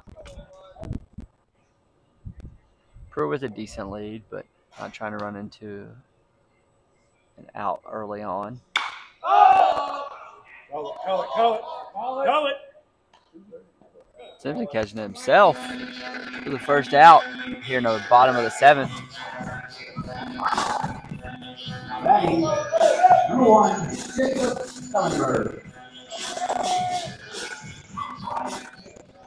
Is that an F1?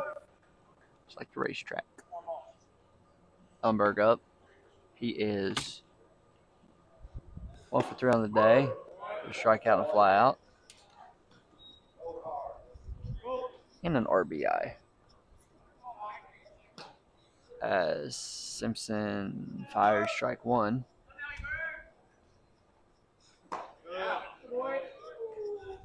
Works back with swinging K there. Ellenberger down 0-2. What'd you get? He's low 8s, 88-2. And again, like, I don't care. I know some people are so obsessed with D'Lo. I'm just saying, I've been watching this kid pitch for 3 years. He's got D1 stuff with low to mid 8s, lefty stuff. I'm telling you, gets the K there, swinging.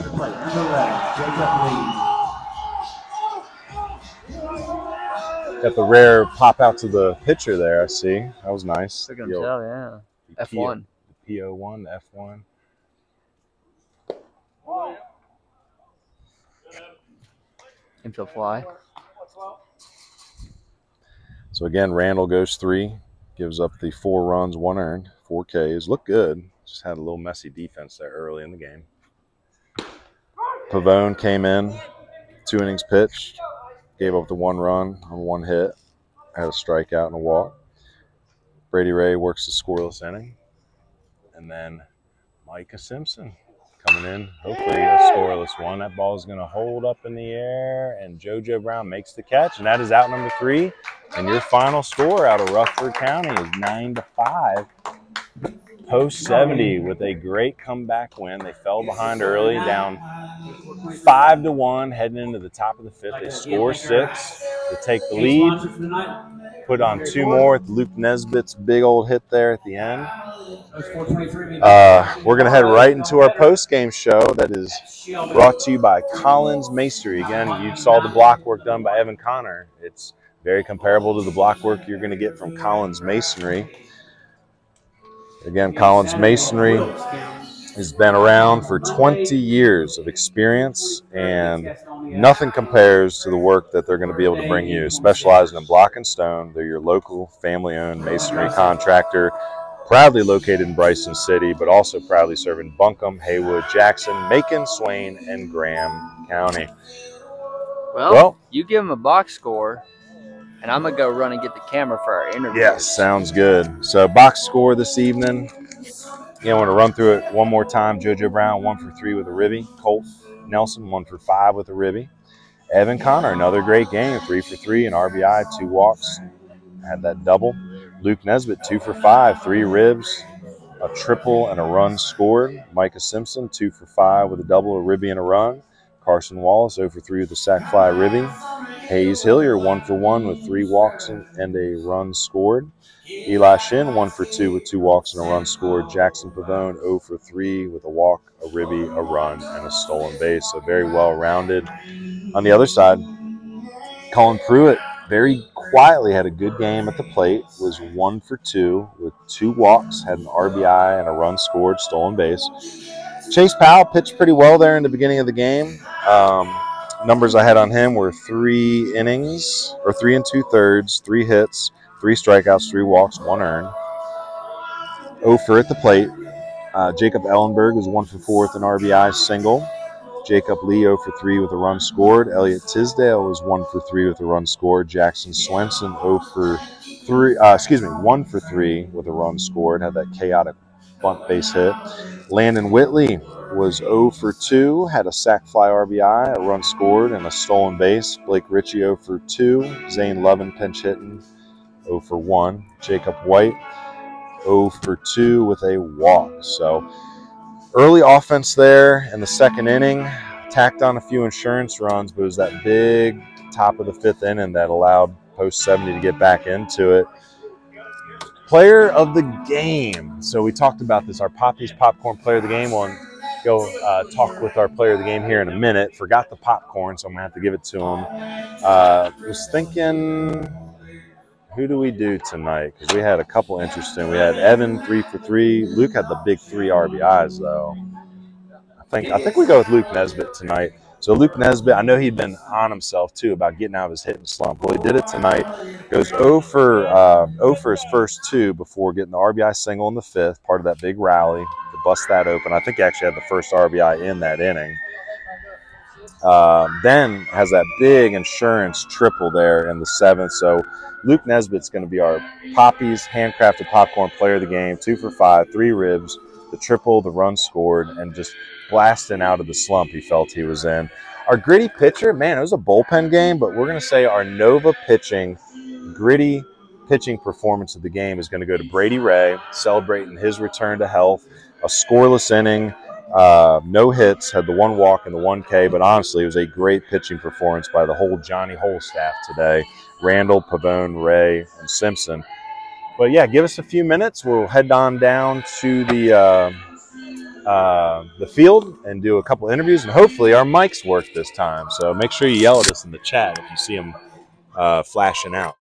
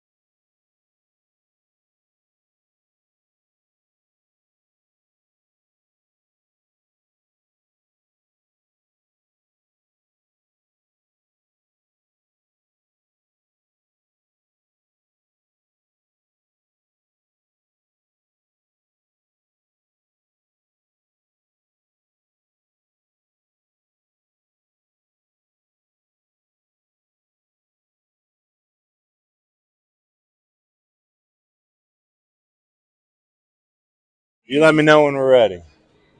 All right. That's right. Well, player of the game, no shocker here. Tonight's Poppy Handcrafted Popcorn player of the game is Luke Nesbitt. So thank you to Poppy Handcrafted Popcorn. Real people, real flavors, real love. And you really hit the ball well tonight. I know you were complaining. Well, that's why we picked you, because Evan had a great game too. We're going to talk to Evan, but you and I were talking during your pitching performance afterwards. You've been upset. You've been angry. You feel like you haven't been hitting. Well, that was a big insurance triple tonight. 2 for 5, 3 ribs. Yeah. I think you had the run scored. Weird, wacky tag-up play for a minute. But that's why we wanted to celebrate you, because, I mean, you work hard. Obviously, between last game and this game, what changed? Like, because, again, you looked pretty rough in your first 2 ABs. So what clicked? What? Well, it was actually Micah Simpson. He gave me some advice. You know, there's a drill that I like to do where I start stance open and just try and hit it up the middle. And he told me that he does that when he's in a slump. So I tried it out in the box. It worked. Backside single, and then rip the ball about as far as you can in a big old field. So, I mean, that's a home run. I'll say it's a home run in most other fields. Yeah. But this team was a little flat early on. Did you feel that? Did y'all talk about that in the dugout, like trying to pick up the energy a little bit? I mean, it's I do really feel like me getting that backside hit flipped it all. Like I've been sucking, and I come through and do something. Everybody's like, well, maybe I can do it too.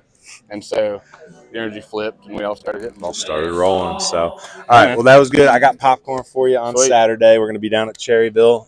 I think we're missing your game Friday. You got a doubleheader at Hickory. We're not going to be there. But, again, just keep shoving, keep rolling, keep hitting. We'll see y'all. I will be throwing Friday. And we will see you Saturday. I'll have a box of popcorn for you. Sweet. Let's bring in Brady Ray here next. I see him over there. That's a face I haven't seen in a while. I'm glad he's healthy. Brady, how you doing? Good to see you, man. Good to see you, too. So, look, it was a Johnny Holstaff effort, but you're tonight's Nova pitch and gritty pitcher of the game. Just we wanted to celebrate you being healthy. Very clean inning, 86 to 88 on the bump, 77 on the spinner. It's just good to see you healthy again. So, again, Johnny Holstaff, but just how good is it to be back on the bump, man? Oh, man, it's better than anything, man. I worked so hard to get back out there. First day after the surgery, I just wanted to get to work, and that's exactly what I did, and it just feels great to get back out there. You are the gritty pitcher from Nova, right? Yeah. You know Anthony Payne sir, pretty I work well. with him. Yes, I was going to say, can you give a shout out to Anthony? Yes, sir, dude. He's made me. I think I went to him last year, and I was probably topping 80, and he's got me up to. I hit 90 before surgery, so I'm trying to get back to that. But yeah, he's got me. And that's why we're partnered with Nova. We're Yes, really sir. a fan of Anthony Payne. Yeah. Now, missing the whole high school season, I feel like this season, this post-70 season's got to mean a lot to you. I feel like these guys, you know, they've won state champions. You got a couple state champions in here. Guys have won conference. I feel like you, of all people, have really – you got to want to take these guys far. What are you trying to prove by the end of this season? Man, I'm just trying to prove that I'm as good as I was before surgery. I'm trying to prove that I can still play with everybody. And, Well, that's why you got the gritty pitcher, because we saw that tonight. We're excited for you. So congrats, man. We'll see you on Saturday. You guys got a game Friday. We ain't going to be there, but go beat them. All right, man. We'll have fun. And lastly, we want Evan Connor to speak with us. Evan, I told you I gave the Poppy's popcorn to Luke tonight, but it's really just because you're too good, and we can't give you the popcorn every night. You're batting a billion. Like, we were talking about your stats pregame. I think you're batting 856 going into the game with like a 2,000-something slugging. Then he goes 2 for 2, more extra base hits. We had a double and a single, right? A double and 2 singles. So 3 for 3, 2 walks, RBI. Reagan's scoring all your runs for you. Yeah. We just want to shout you out. Like, have you ever been this locked in before? And do you think getting hit in the face with the baseball had anything to do with it? I mean, yeah, I've been locked in before, but like, probably not like this. But yeah, I mean, I guess you could say getting hit in the face knocked some sense in me or something. I don't know. Man, it's just so much fun watching you guys play baseball right now. A little flat coming out tonight, the team in general. Was there a moment in the dugout where somebody stepped up or a big hit happened where you're like, all right, we're going to win this game now? I think we knew that we weren't making like all of our plays in the infield and the outfield and like on defense. But I feel like we seen that our pitchers were grinding up there, so we just had to get the bats going. And once we got them going, we really locked in. Is there like a sense of confidence in the dugout where no lead? It's like we were confident. We knew our guys were going to get the job done. We just had to find it. Well, hey, look, bring it into Friday. You got a doubleheader. We're not going to be there for the Hickory game, but we'll see y'all Saturday. We're going to come to Cherryville with y'all. Cherryville rematch is going to be big. I know Coach Decker, that's the nemesis right there. So go get them ready, all right? Yep, get locked in. I'll see y'all soon. Thank you. All right, and then I think we got Coach Decker's going to come out real quick. Can we do Coach Decker? All right. We still good? Hopefully the mics are working and this just isn't some mime operation here. So keep it quick, Coach. The one question I was asking the guys is, when you fell behind by 4 or 5 runs there, was there like a turning point in the dugout where where you could pinpoint? There was a conversation that we had. Everybody get up off your butt, sitting down, and get into the game, and let's have good approaches and attack pitches that are hitters' pitches and not pitchers' pitches. That the off speed and trying to hit home runs in a 40-mile-an-hour wind. Go gap to gap line drives, and then we started right after that, and then baseball is a funny thing, man. Once we click and we get going, we're tough. But just like any team, we have our faults, and part of that is not having patience sometimes and just trying to jump on pitches that aren't pitches that we should jump on. And so that's the conversation we had, and they took it to heart, and they scored 6 runs. So. Johnny Holstaff tonight. Yep. I thought Deegan looked fine. Yep. A little sloppy play behind him, but he pitched pretty well. Yeah, we gifted them 3 runs. Yep. So Pavone came in, worked 2, and then it was nice to see Brady Ray healthy, and of course Micah Simpson closing it out. But just a wonderful display of pitching through the entire realm of the game. Again, it's just, you guys, as a pitching coach, you gotta love that. Yeah, well, we're definitely trying to keep pitch count low right now. We've got a lot of games coming up in a short time. And so all the pitchers that we need to keep them all available. So short outings, short bursts, and go a little longer with a couple other guys that are capable. We're still kind of trying to mend Deegan and get him ready for playoffs versus right now. So that's the plan there. 2 on Friday. at Hickory. Yep. We're not going to be there for that one. We're wishing you luck. I know Yep. there's where your pitching staff has to be Yep. fresh. And then we'll see you on Saturday. We're Cherryville. going to come down and should do be the a good Cherryville game. Should be a Very really good excited. Game. Yeah, they're a good team. They're going to give us all we want, and hopefully we bring our A game, because it takes an A game to beat that team. Rematch, but at the same time, both teams were not complete. Neither one of us had game. our full squad. They were missing a bunch. We were missing a bunch. And so we'll see. I mean, like I say, it's regular season, and, you know, it's really getting ready for the big season. It's picking up. So yeah, we're getting close. So it's fun. It's been a lot of fun so far. Let's go home. We'll see y'all on the weekend, and we wish you luck on Friday. Thanks, Coach. All right. Well, I'm going to read y'all out. Hunters, make sure I stay in place. That's it for this evening's rendition of the Baseball University American Legion streaming series. Thank you to our sponsors, to the Brim Refill Store, Owen Joseph, Collins Masonry, Iron Outdoors, BH Granning Landscapes, Rounders Hat Company. We all good? Just keep going. Builder's First Source Brevard, Burlette Painting, Poppy Handcrafted Popcorn, Jackson Medical Associates, Nova Pitching Performance, Shin Building Company, Carolina Pack and Go, State Farm, Chad McMahon, and, of course, Camwood Bats. Beautiful McNair Field. We can't wait to come back another time. Yes, sir. Thank you for tuning in. Baseball University of the Blue Ridge, thanks you for tuning in to the American Legion streaming series presented by To the Brim Refill Store from McNair Field in Forest City, North Carolina. This has been coverage of North Carolina Area 4 American Legion Baseball, where Rutherford County Post 423 falls to Asheville Post 70, 9-5. For Ryan Cook, I'm Hunter Street, wishing you a good